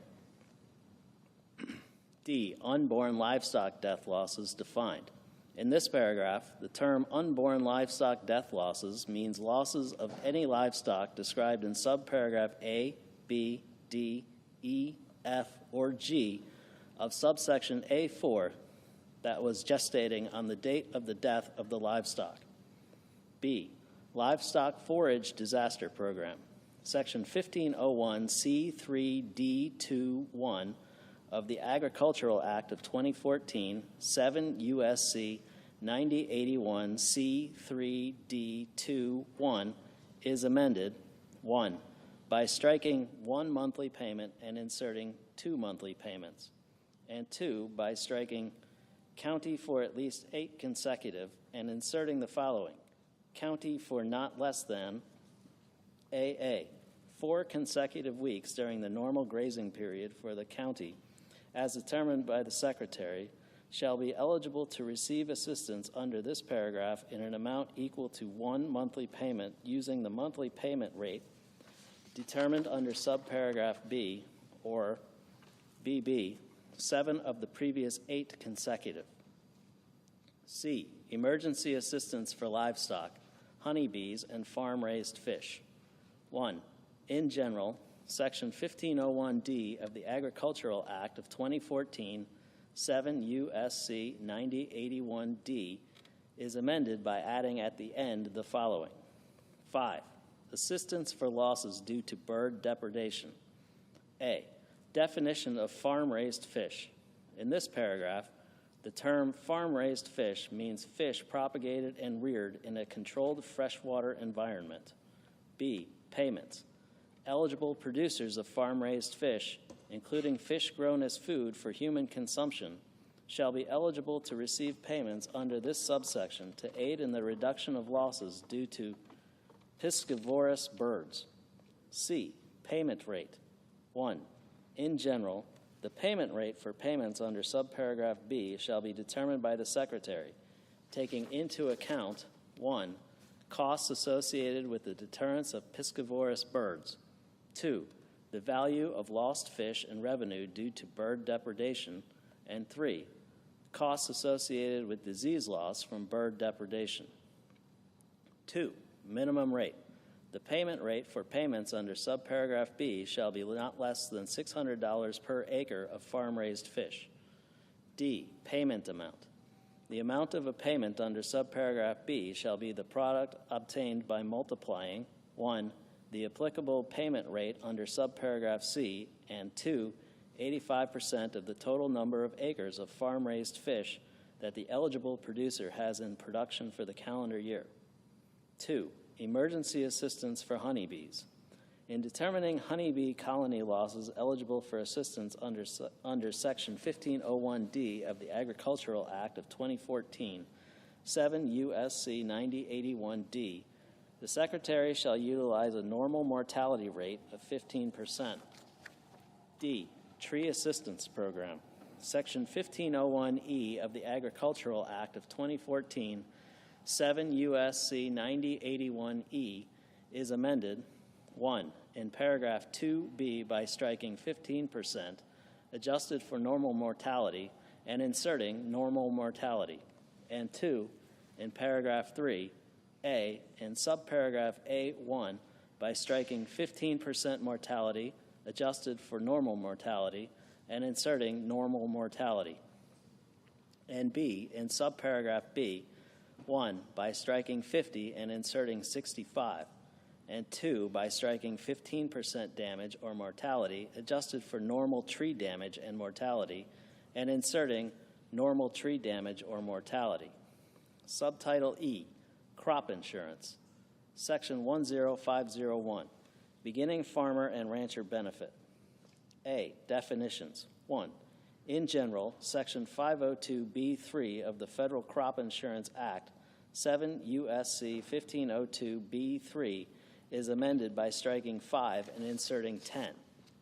2. Conforming amendment. Section 522C7 of the Federal Crop Insurance Act, 7 U.S.C. 1522C7, is amended by striking subparagraph F. B. Increase in assistance. Section 508E of the Federal Crop Insurance Act, 7 U.S.C. 1508E, is amended by adding at the end the following. 9. Additional support. A. In general, in addition to any other provision of this subsection, except paragraph 2A regarding payment of a portion of premiums, a beginning farmer or rancher shall receive additional premium assistance, that is, the number of percentage points specified in subparagraph B greater than the premium assistance that would otherwise be available for the applicable policy, plan of insurance, and coverage level selected by the beginning farmer or rancher. B. Percentage points adjustments. The percentage points referred to in subparagraph A are the following. 1. For each of the first and second reinsurance years that a beginning farmer or rancher participates as a beginning farmer or rancher in the applicable policy or plan of insurance, 5 percentage points. 2. For the third reinsurance year that a beginning farmer or rancher participates as a beginning farmer or rancher in the applicable policy or plan of insurance, 3 percentage points. 3. For the fourth reinsurance year that a beginning farmer or rancher participates as a beginning farmer or rancher in the applicable policy or plan of insurance, 1 percentage point. Section 10502, Area-Based Crop Insurance Coverage and Affordability. A. Coverage level. Section 508C4 of the Federal Crop Insurance Act, 7 U.S.C. 1508C4, is amended, 1. In subparagraph A by striking Clause 2 and inserting the following. 2. May be purchased at any level not to exceed 1. In the case of the individual yield or revenue coverage, 85%. 2. In the case of individual yield or revenue coverage aggregated across multiple commodities, 90%. And 3. In the case of area yield or revenue coverage as determined by the corporation, 95%. and 2 in subparagraph C. A, in Clause 2 by striking 14 and inserting 10, and B, in Clause 3.1 by striking 86 and inserting 90. B, premium subsidy. Section 508E2H1 of the Federal Crop Insurance Act, 7 U.S.C. 1508E2H1, is amended by striking 65 and inserting 80. Section 10503, Administrative and Operating Expense Adjustments. Section 508K of the Federal Crop Insurance Act, 7 U.S.C. 1508K, is amended by adding at the end the following. 10. Additional expenses.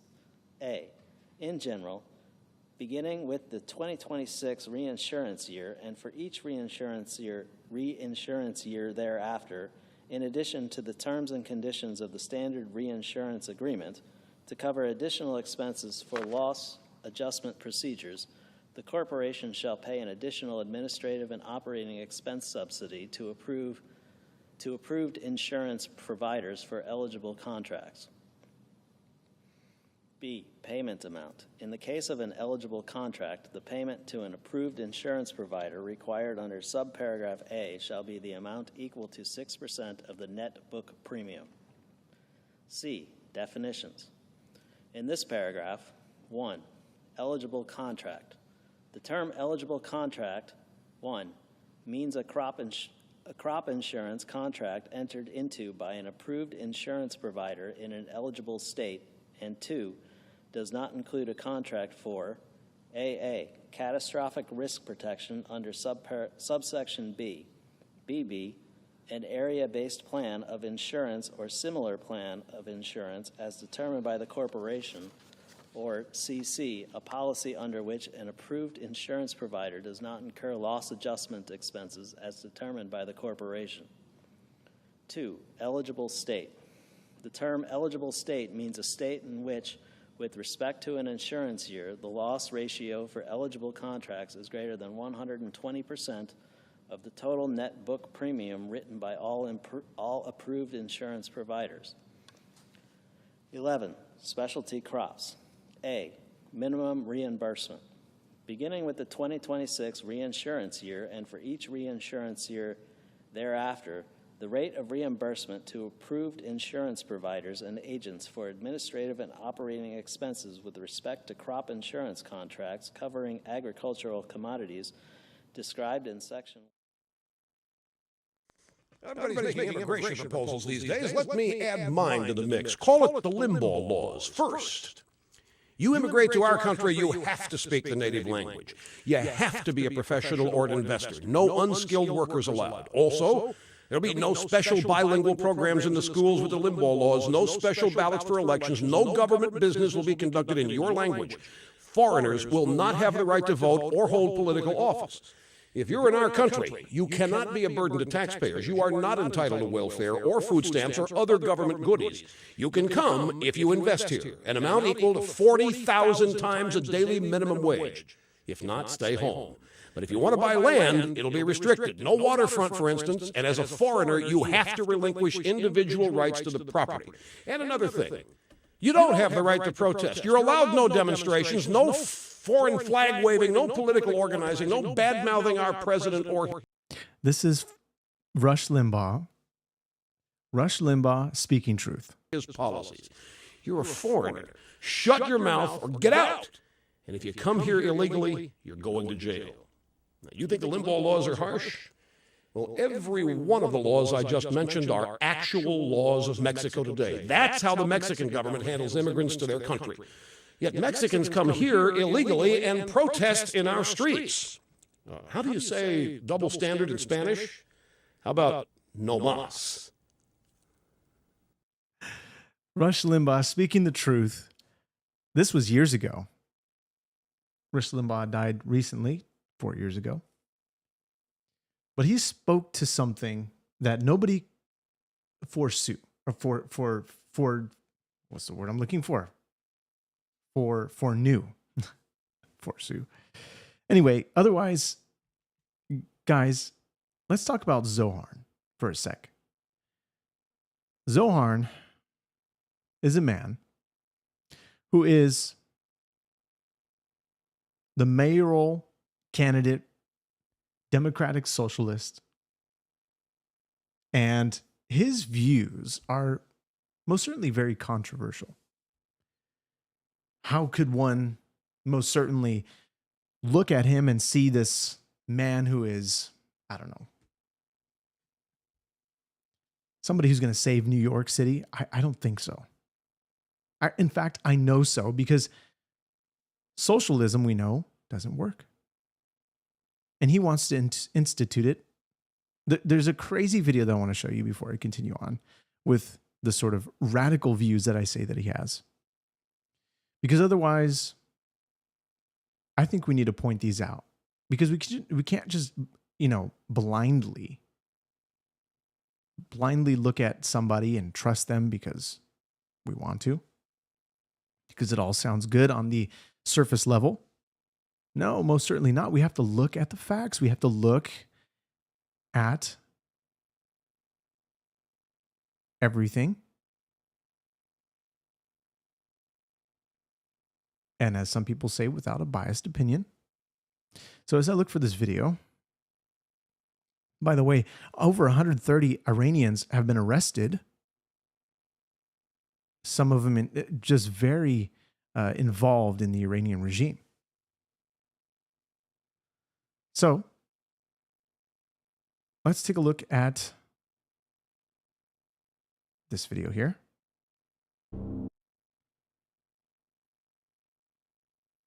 And if you guys are just joining, welcome to the podcast. This is the Equally Yoked Show. We're going to be going over just a few things before we end the podcast. And boy, there's an interview here with Zoharn. I have to find it. Because I don't think that any of you maybe have seen this, maybe have not. Here we go. This might be it. Let's take a look. Because I think there is a clip in here that is kind of crazy. So anyway, we'll try to find it within this clip. We'll go from here. Let's take a look. Everybody's making immigration proposals these days. Let me add mine to the mix. Call it Rush. the Limbaugh laws first. No, sir. We're not going to be playing You immigrate again. to our country, you have. All right. This is what we're looking for. Many on the left are rejoicing in Democrat socialist Zoran Mamdani's success in New York City mayoral primary. Some Democrats are speaking out against his proposals. Among them is New York Congresswoman Laura Gillen, who says Mamdani is too extreme to lead the city, and she joins us now. So great to see you, Congresswoman. Thank you for joining us. So this really is, first of all, were you shocked by the outcome of this? I was pretty surprised, yes. Why? Well, I just didn't think that New York would elect someone who's a self-proclaimed socialist to lead the city that is the global epicenter of capitalism. So I was very surprised, and I spoke out because, first of all, my job is to advocate for my constituents. I'm gravely concerned that if he became mayor and implemented some of these policies, we're going to see an exodus from New York. It's going to crater our economy. It's going to drive up taxes that will be passed on to my constituents, and it will destroy our state's economy as well. He ran a campaign based on a bunch of promises that he cannot deliver on. Right. He doesn't have the legal authority to do half the things that he said he's going to do. It shows that he either misrepresented what he can do to the constituents of the city, or he doesn't have a fundamental understanding of what the role of mayor is. You cannot raise taxes if you are the mayor of New York City. He sits in the state assembly. He should know that. And the governor has already signaled that she is not going to approve this tax hike that he is proposing. He doesn't have the authority to do that. Or even a fundamental understanding of how life works. I want to play this because I think it captures, this is not a casual socialist like some 18-year-old talking about stuff. He's actually thought about this stuff, and he's a true socialist. And let's play this clip real quick, and then I want to get your reaction. You're a proud Democratic socialist. Do you think that is a platform that would work for other candidates running in other parts of the country? Absolutely. I think ultimately this is a campaign about inequality. And you don't have to live in the most expensive city in the country to have experienced that inequality because it's a national issue. And part of how we got to this point was through the endorsements of Congresswoman Alexandria Ocasio-Cortez and Senator Bernie Sanders, who've been leading this fight against oligarchy across the country. And leading this fight against our oligarchy. All right, let's take a look at these a few of these things. Well, we got his face in picture because, just so you guys know, Zoran Mamdani, New York mayoral candidate, Democratic Socialist. He has a support for boycott divestment sanctions, which is Mamdani has vocally supported BDS against Israel, advocating for economic pressure to address Palestinian rights, though he downplayed this stance during his mayoral campaign. Why? Because he doesn't want to look radical. Right? He's got to change his views a little bit, alter them a little bit, but deep down we know that still his views are still going to be the same. Of course, he refuses to globalize the Intifada. If you guys don't know what Intifada means, it refers to a violent uprising or rebellion against perceived oppressors, often framed as a holy struggle or jihad. Now, the call to jihad has been made several times, and this would be to cause a violent uprising. The rooted in Arabic meaning shaking off, associated with militant resistance, typically against Israel, of course, involving tactics like suicide bombings, armed attacks, and guerrilla warfare. We see this in Hamas, what they did in Gaza, attacking buses. First Intifada was 1987 to 1993. Second Intifada, 2000 to 2005, where radical groups like Hamas and Islamic Jihad used it to rally supporters for aggressive, often religiously motivated confrontations. They view it as a sacred duty to liberate land, particularly Jerusalem, from non-Muslim control, often glorifying martyrdom and rejecting compromise. Okay. His criticisms of post-October the 7th, 2023, of course, you guys know that day. Or if you don't, this is when Hamas was throwing barrages of rockets into Israel from Gaza to distract the IDF. Of course, this was done on a holy day, a day that is being observed, where not a lot of things are operating during this time. Of course, the military is still there, but maybe a little bit short-staffed, possibly. A lot of things that it could have been in here. A lot of people say that it was Benjamin Netanyahu's deal, that he said that he made this or allowed this to happen. And whatever controversies you hold to, October the 7th was still wrong. The murdering, the killing, the raping. I always say that.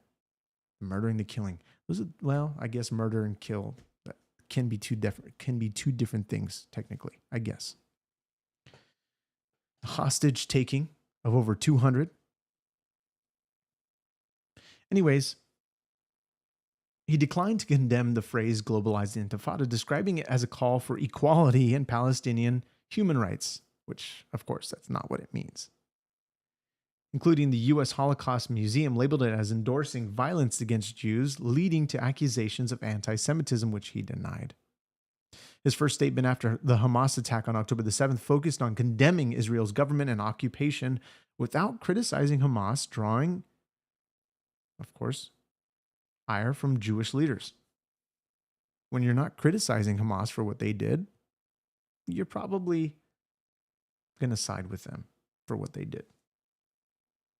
Being a Muslim, if your core values are Islamic fundamentalism, you're going to understand that this is policy to eradicate the United States of America and to eradicate the Jewish state. These are all dark things. He has a pledge to arrest Netanyahu, who has vowed to arrest the prime minister for war crimes if he visited New York City, which he actually intends to visit very, very soon to the White House.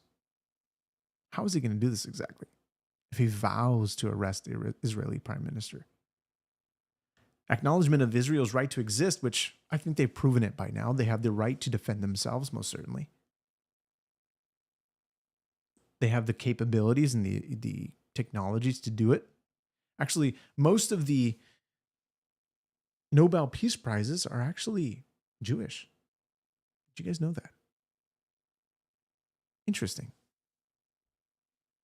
That God would have his people elevated to that type of status of Nobel Peace Prizes, sort of. Anyway.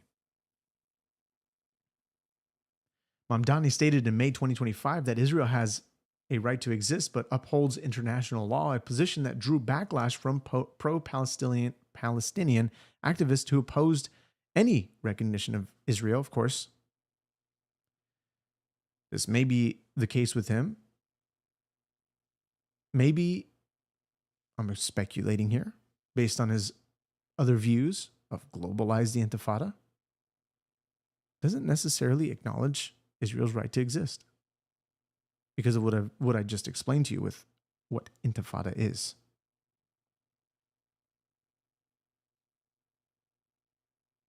Defund the police. He has consistently stated but does not support this policy. The narrative persists due to his progressive stance on association with leftist causes. Okay. Advocating for rethinking public safety models, which opponents interpret as reducing police funding or authority.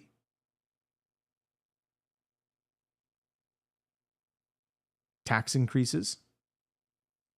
Proposed raising $10 billion through taxes on individuals and businesses to fund initiatives like free city bus fares, rent stabilization, and city-owned grocery stores. Criticized as socialist by opponents. This is why, I mean, if you want to be like China, for sure, go for it. Elect him into office. That won't go well. It won't go well. He advocated for eliminating gifted and talented middle school programs and the entrance exam for schools like Bronx High School of Science. It's a science that, what was his name? Peter Parker, Spider-Man, attended, apparently. Obviously, I'm joking. Support for trans issues, of course. Emphasizing progressive social policies, which some conservatives criticize as queering the police and promoting radical cultural shifts. That never goes well. We've seen what happens with the men and girls locker rooms, that whole deal that is going down. Labeled by some ex-users as holding anti-white views due to his progressive rhetoric, though this is vague and largely unsubstantiated beyond ideological critiques. Some of these lines that I just read to you, with regards to what he believes and the things that he holds to, quite radical in my opinion. Zohar. Let's continue on. Senator Bernie Sanders, who've been leading this fight against oligarchy across the country. And you can hear him talking about wanting to rework the way distribution of wealth. Yeah, you say the radical Islamist supports trans people. No, they don't. But he's making a compromise here because what Islam seeks to do is to involve themselves in politics in order to get themselves in the game. There's a bigger agenda here. You're seeing it for just the narrow view that you might have. I know I'm frozen right now on my screen, not sure why exactly, but the narrow view that you might have, there's a greater agenda than just the fact that radical Islams, they don't support trans people. Of course, they'd probably be killed if they were or happened to walk into Israel, or Iran rather, or Gaza. This would not be accepted. Gay people aren't accepted. My talking points aren't incorrect, but the fact that he's trying to get himself to a position to where he can now change policies. And eventually we'll start to see the persecution of other religions as what we've seen with what Islam holds, deep Islamic fundamentalism holds to the eradication of infidels, the heretics. This is happening in London. the UK, right? Starting to happen in Texas, happening in New York. They're starting to spread like wildfire. Yet it'll be like the LA fires where it just suddenly caught everything on fire. Homes were gone, just in a blink or in a span of a week. Many homes were gone. It's going to be like that. The wildfire will spread. You get him into office, it's not going to be a good thing for New York. New York most certainly better begin and start conducting a mass exodus, if that's the case. Is done as if that happens through the government, and the government is going to create a grocery store, and it's kind of bonkers. Listen, he addressed the cost of living crisis. We are facing a cost of living crisis. But the way forward for Americans and the way forward for my party is to find concrete solutions, to find ways to lower the cost of living for everyday Americans, and not promise to be Santa Claus and give everything for free when you can't actually do that, because nothing is free. Everything has a price tag attached to it. So what I'm focused on is finding a way forward, and I think the vision for my party is reclaiming our voice in the middle, working across the aisle to find concrete solutions to lower costs and make Americans' lives safer and better. Well, I'm so grateful for you coming on today, and I'm glad you're fighting this fight, and I hope you find other Democrats who join the Sanity Caucus within the Democrat Party. Because Somebody asked, do I support Ukraine? What do you mean by that? What I don't support is the thousands of lives being lost because of the war and nobody wanting to come to a deal. Trump is trying to broker some peace there, and yet Zelensky doesn't want to do it. Probably more like Putin doesn't want to do it. Zelensky may fall in line, but there's just so much nonsense there.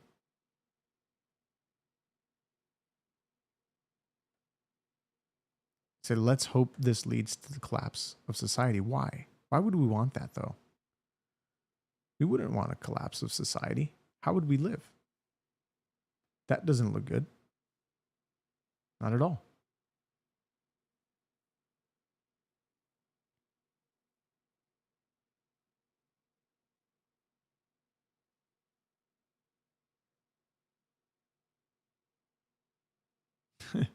Somebody said the 100-mile-an-hour Santa Ana winds are going to create a firestorm in New York City. No, maybe you just joined, but that's not the context as to what I'm talking about with what's happening in New York with regards to Zoran. I'm saying in a metaphorical sense,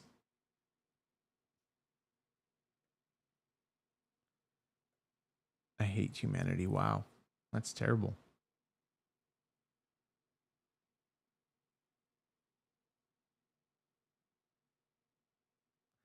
No, I'm not saying that the city of the world is going to have an exodus. I'm saying they should. But that city will, I mean, obviously I'm being I'm exaggerating hardcore. Obviously, people didn't just leave in droves.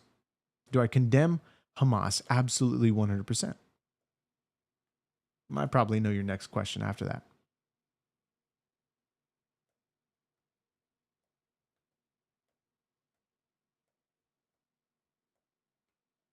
Hey, look, Bobby, I'm just playing a video.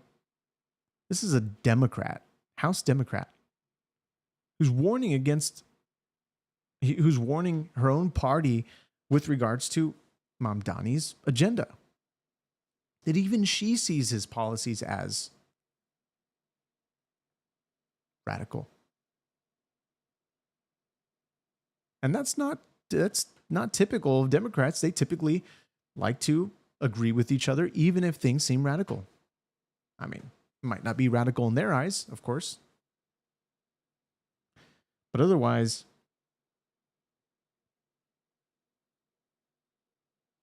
you said Tehran should evacuate. I mean, if there's missiles going into Tehran, wouldn't you evacuate your family? I'm just lagging like crazy now.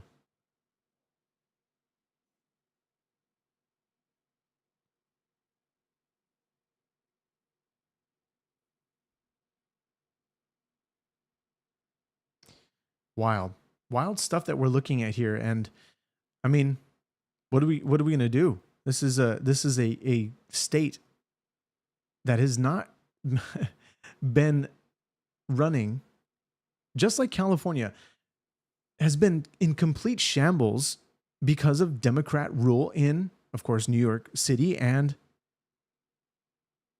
California. We have Governor Gavin Newsom and our mayor, Karen Bass, who don't even know how to lead California. This is the golden state. As California goes, so does the rest of the country. I don't get your question about, do I support the Vatican? What does that even mean, though?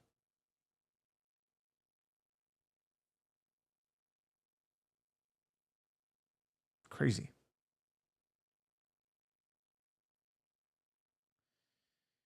Yeah, but, with regards to Palestine, and is there any antiquities that we would find of coins and archaeological discoveries of Palestine?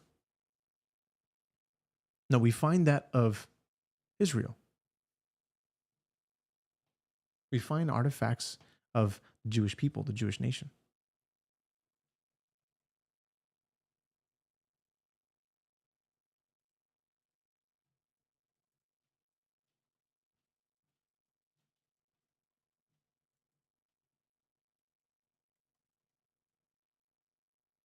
But what do you guys think of the big, beautiful bill that will go into vote Monday, according to all the sources, all the news media outlets that are most certainly reporting that? Just as a side note, the thing is, back to Palestine, the Roman Emperor Hadrian renaming the province of Judea and Judea to Syria, Palestinia, around 135 CE, following the Bar Kokhba revolt. This historical event, of course, is debated.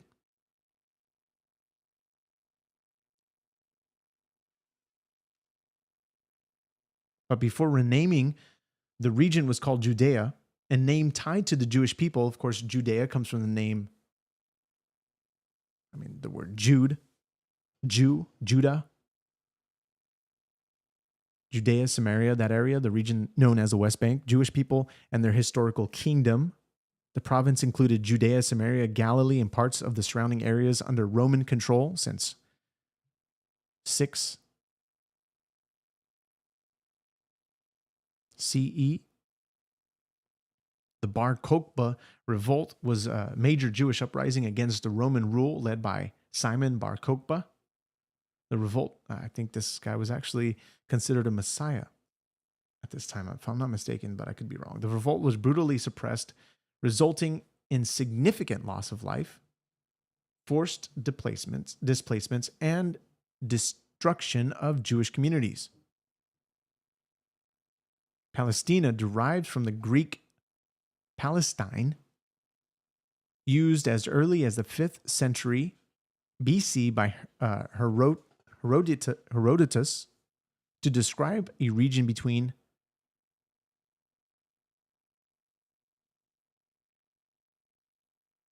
Phoenicia and Egypt, encompassing both coastal Palestine and inland areas, including parts of modern Israel, Gaza, and West Bank.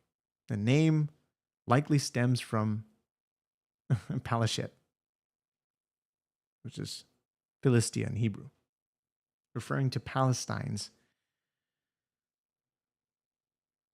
an Aegean people who settled the coastal plain in the 12th century BCE.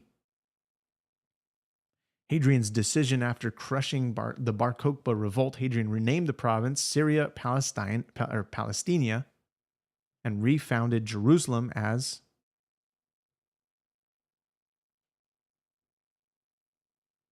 Alea,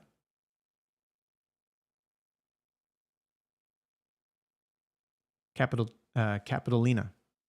The renaming coincided with other measures like banning Jews from Jerusalem and restricting religious practices. Of course, some of that is even still done, like with regards to the Temple Mount. That is a hot zone.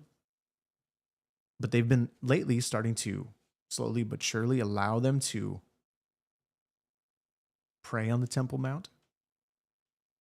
I mean, you go there, you can't even pray on the Temple Mount. You can't move your lips, can't close your eyes, can't look like you're praying, can't do any of that. It's all political motivation there, political stuff happening.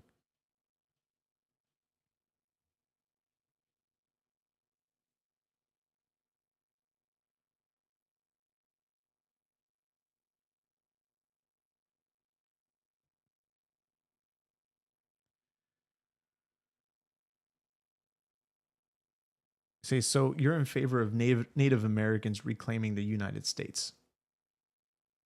Well, if they tried, they would fail. Because the United States Army would most certainly, they wouldn't let them.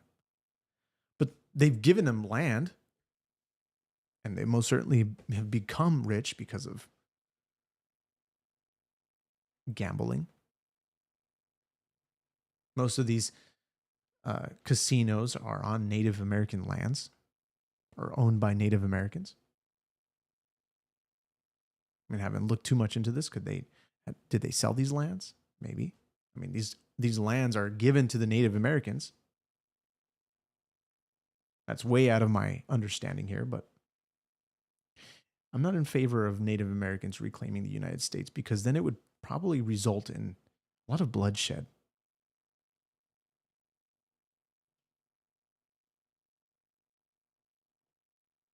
Say, relevance of archaeological finds in Palestine versus Israel. Come on, dude. How's that a dumb talking point? So the artifacts of a nation, prior to somebody claiming that that land is theirs, it implies that they were there before the Jewish people, right? When we just went over the facts as to who these Palestinians actually are.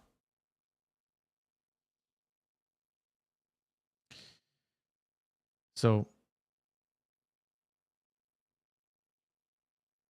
how do I fix this here? Anyhow, it looks like I'm really cutting out. Screw Palestine. Wow.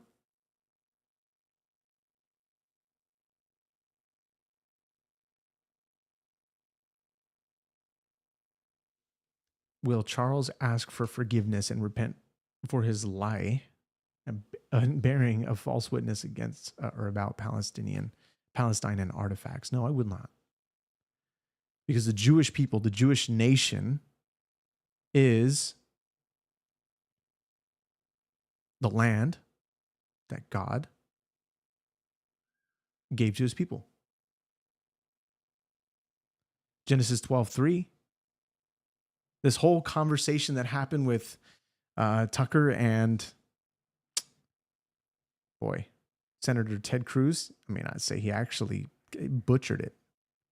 He brought up a talking point that he has no idea what he's talking about.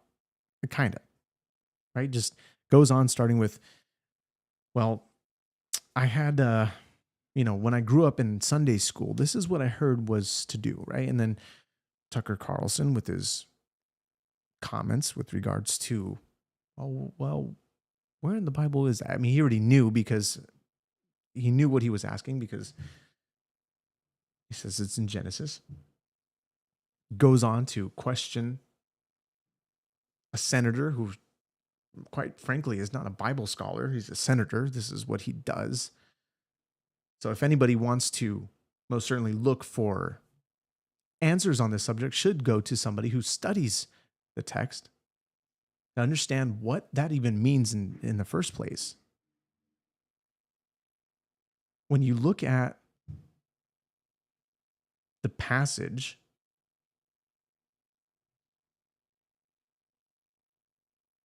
with regards to Genesis 12:3, let's analyze it for a moment here while I have you. Sorry for the lag, guys. This sucks.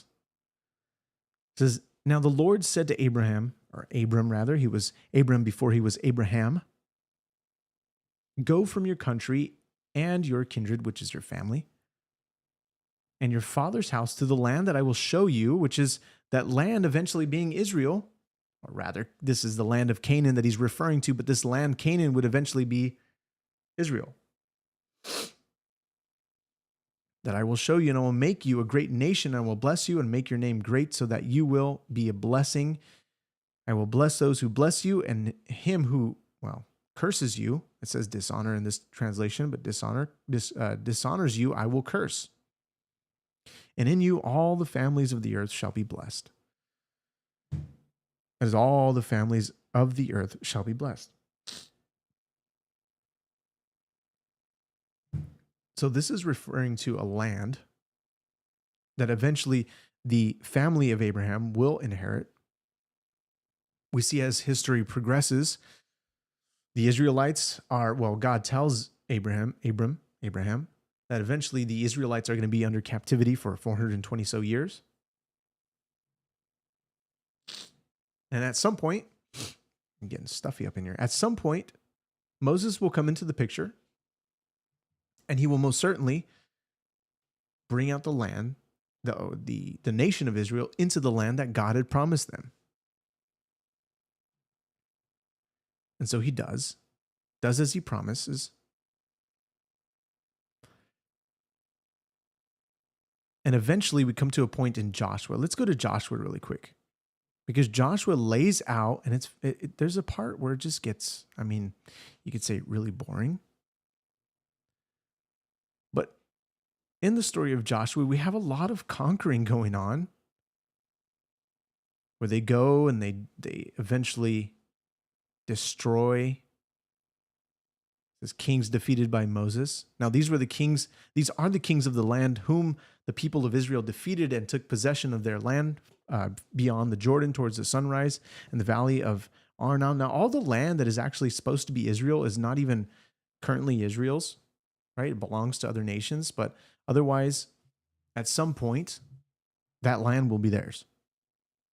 That's another topic for another day.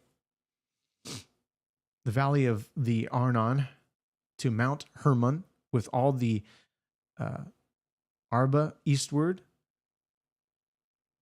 Shihon, king of the Amorites, who lived at Heshbon and ruled from Aroer, which is on the edge of the valley of the Arnon, and middle of the valley as far as the river Jabbok, the boundary of the Ammonites, that is half of Gilead, and the Arba, the sea of Chinneroth, eastward, in the direction of Beth Jeshimoth, and the sea of Arba, the salt sea,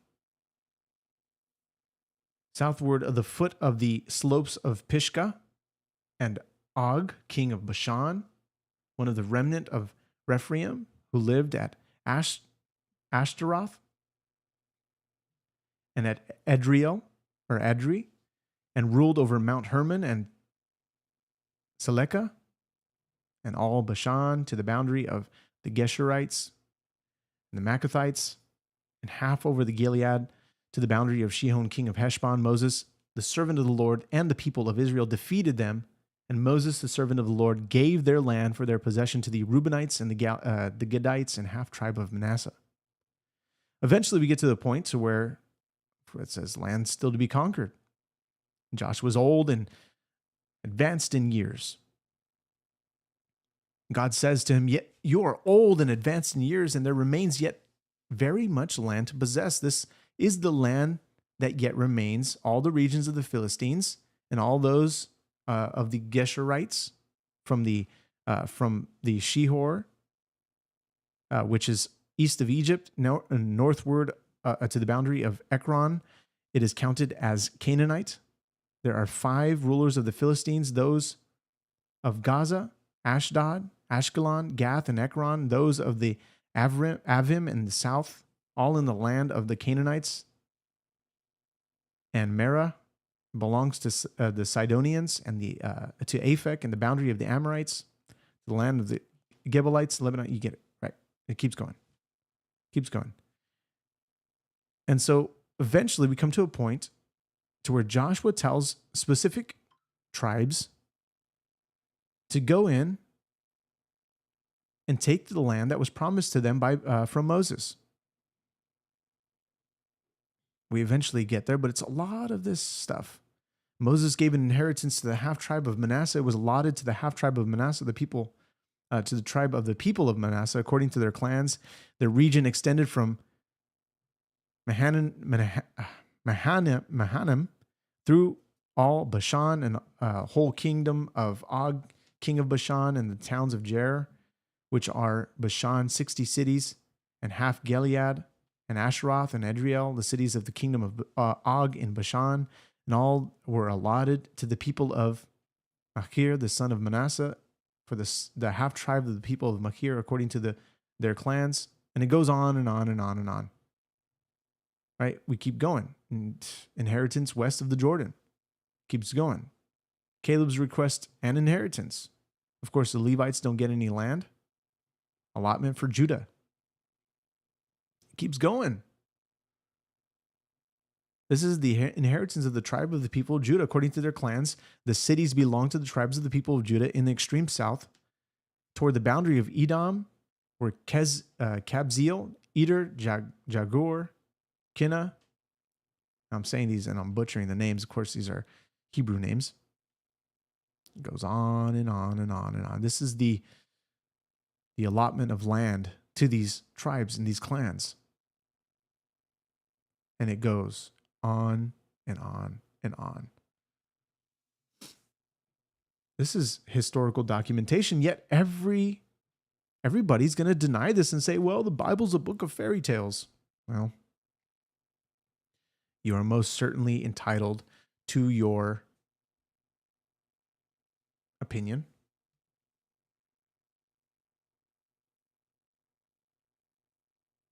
You say, man, just stop.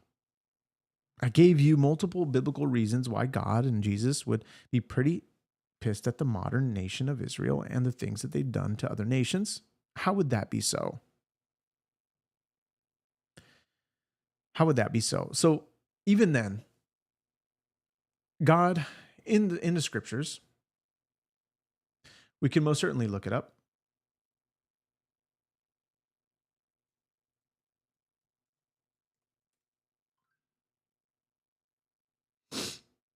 Let me see if I can find it here.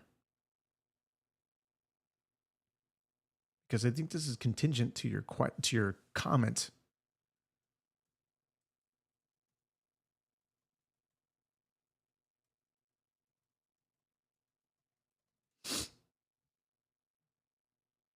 Let's go to Daniel, chapter 2. And this might tie into your comment with regards to your biblical reasons.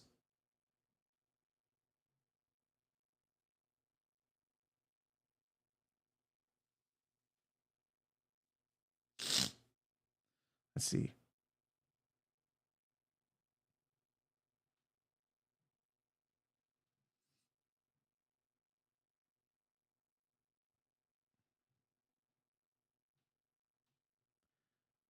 (21)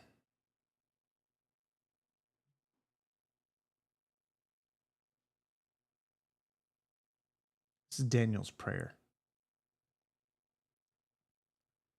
It says, "Blessed be the name of God forever and ever, to whom belong wisdom and might. He changes times and season. He removes kings and sets up kings. He gives wisdom to the wise and knowledge to those who have understanding. He reveals deep and hidden things. He knows what is in the darkness and the light that dwells with him." I want to focus specifically on he changes times and season. He removes kings and sets up kings. Is Netanyahu a setup of a prime minister as our modern term, right? Yes. Let's go back to Samuel. Now, Samuel, the people of Israel wanted a human king. What did they get? They got Saul. Was he the first king over Israel? No. That was God. That was God himself. Yet the people wanted a human king to represent them. It's just how humanity works. Humanity in its fallen state wants somebody to reign and rule over them, but doesn't understand that there's consequences that come as a result of this type of ruling and reigning, right? Of a human king, because they eventually become corrupt. Now, Benjamin Netanyahu, there's both sides of the coin. People who like him, people who don't like him. The story or the conversations go of most Jews today don't like what Benjamin Netanyahu does. From my perspective, from an American perspective, I don't know the politics of Israel to the T, but I can tell you what the Bible talks about with regards to Israel. Let me show you a passage in Jeremiah. Because Jeremiah talks about the fact, and I'll go to Ezekiel 36 in a bit, but it talks about this. Maybe I just explain it. But it basically talks about the returning of the Jewish people, that God gathers all the Jews from the nations and brings them back into the land. And they will not be able to be uprooted from that point on. And that happened in 1948, May 14th, 1948. Their return back to Israel, their land, they will no longer be uprooted. And the thing that Jeremiah says is quite important when it comes to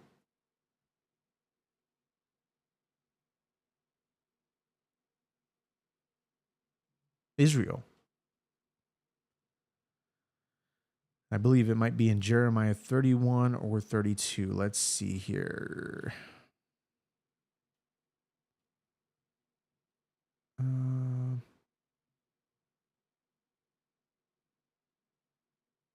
Let's check 31. Yeah, 31. All right, you guys see it on the screen. Most certainly, it says here. Talks about the new covenant. It says, "Behold, days are coming, declares the Lord, when I will make a new covenant with the house of Israel, the house of Judah, not like the covenant that I made with their fathers on the day when I took them by the hand to bring them out of the land of Egypt," going way back to the Exodus story. "My covenant that they broke, though I was their husband, declares the Lord. For this is the covenant that I will make with the house of Israel after those days, declares the Lord. I will put my law within them, and I will write it on their hearts, and I will be their God, and they shall be my people. And no longer shall each one teach his neighbor and each his brother, saying, Know the Lord, for they shall all know me, from the least of them to the greatest, declares the Lord. For I will forgive their iniquity, and I will remember their sin no more." Here it says, "Thus says the Lord, who gives the sun for light by day and the fixed order of the moon, the stars for light by night, who stirs up the sea and so that its waves roar. The Lord of hosts is his name." It says, if this fixed order departs from before me, declares the Lord, then shall the offspring of Israel cease from being a nation before me forever. Wow. That's like a mic drop moment. Because Israel will not cease to exist unless the fixed order of the moon and the stars for light by night, the ordinances in the sky, Israel will be a nation.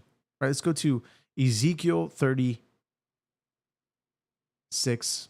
It talks about the regathering of a nation. Regathering of a nation of Israel. Where's Ezekiel? I'm lost here.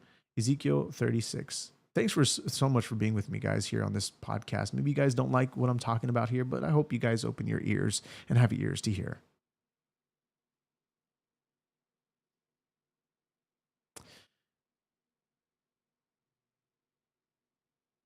Let's see here. God talks about the desolate and waste places, the valleys, the hills, the mountains. This is with regards to Israel.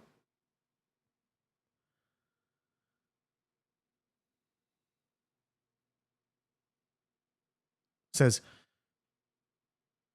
"Thus says the Lord God, surely I have spoken in my hot jealousy against the rest of the nations and against all Edom, who gave my land to themselves as a possession with wholehearted joy and utter contempt, that they might make its pasture lands a prey. Therefore prophesy concerning the land of Israel, and say to the mountains and hills, to the ravines and the valleys, thus says the Lord God, behold, I have spoken in my jealous wrath, because you have suffered the reproach of the nations. Therefore thus says the Lord God, I swear that the nations that are all around you shall themselves suffer reproach, but you, O mountains of Israel, shall shoot forth your branches and yield your fruit to my people Israel, to my people Israel, for they will soon come home.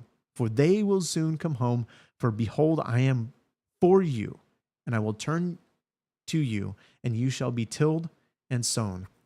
And I will multiply people on you, the whole house of Israel, all of it, the cities shall be inhabited, and the waste places rebuilt. And I will multiply on you man and beast, and they shall multiply and be fruitful. I want to bring up an interesting quote from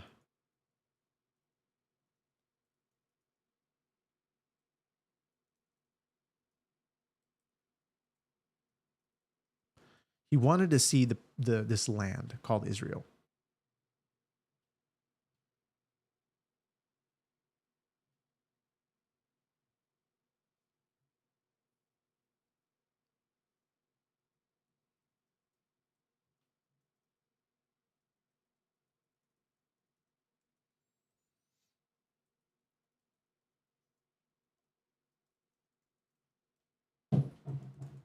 Jeez.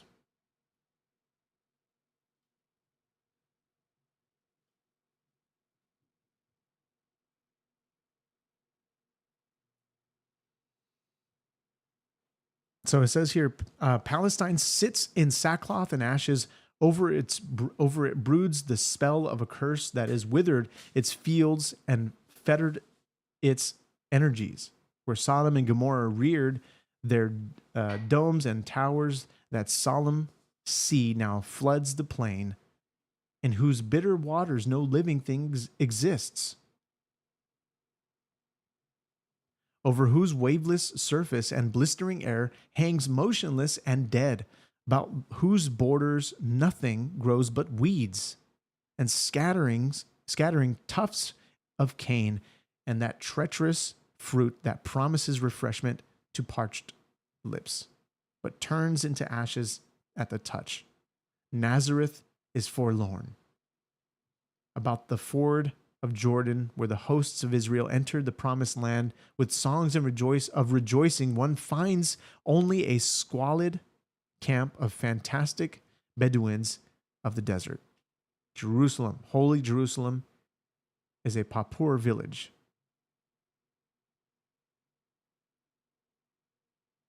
Wild. And this was, of course, in 1989.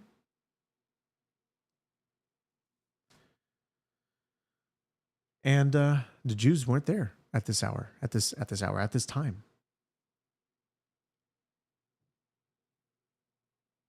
However, when they came back into the land, what happened? As God said here in Ezekiel 36,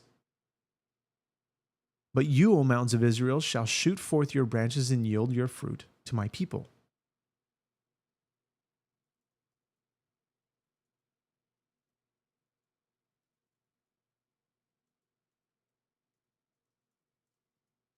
See if I can find something out for you.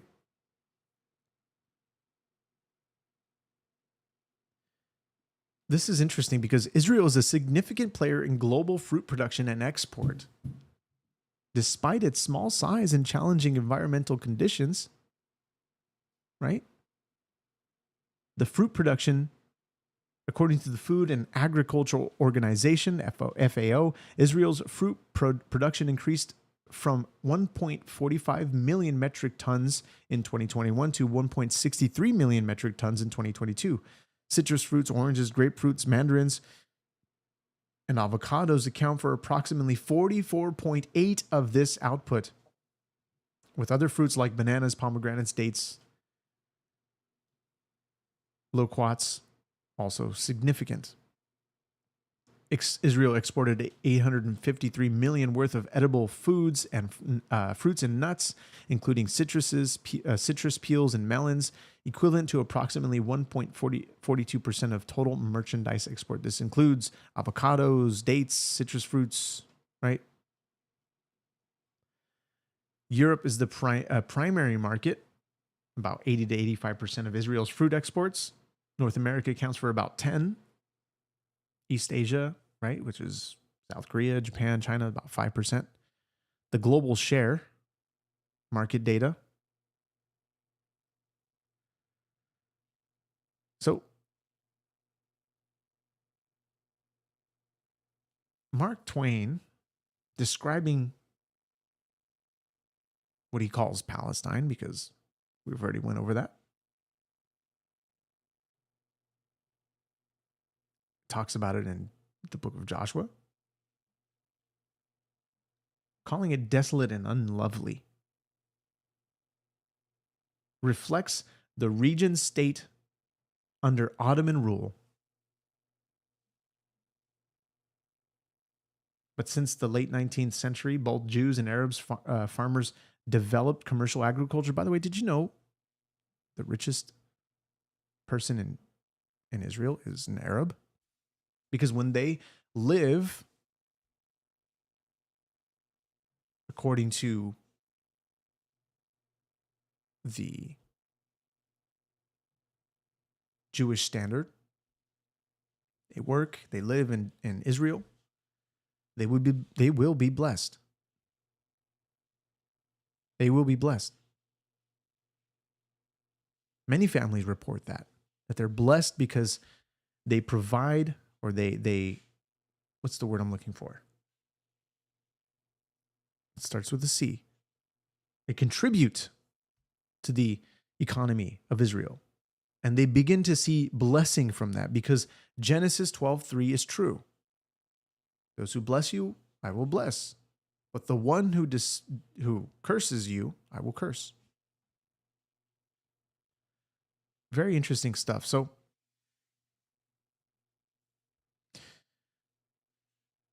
he chooses to live in Israel because most people, they say that they feel safer in Israel than they do in the streets of LA, the streets of New York, streets of, I don't know, Chicago. Even when there's rockets being fired into Israel. Crazy. But otherwise, seems like my stream keeps dropping out. I keep lagging harder and harder. I'm going to stop it here, guys. You guys think on the things, meditate on the things that I mentioned to you, and really just analyze all the things of the matter. Don't just believe my word for it. You go do your research. Go read the scriptures. Okay? So, guys, thank you so much for being here. This is the Equally Yoked Show. I'm so glad you joined me for this podcast. It has been great to have you here. And we'll see you guys in the next one. Peace out.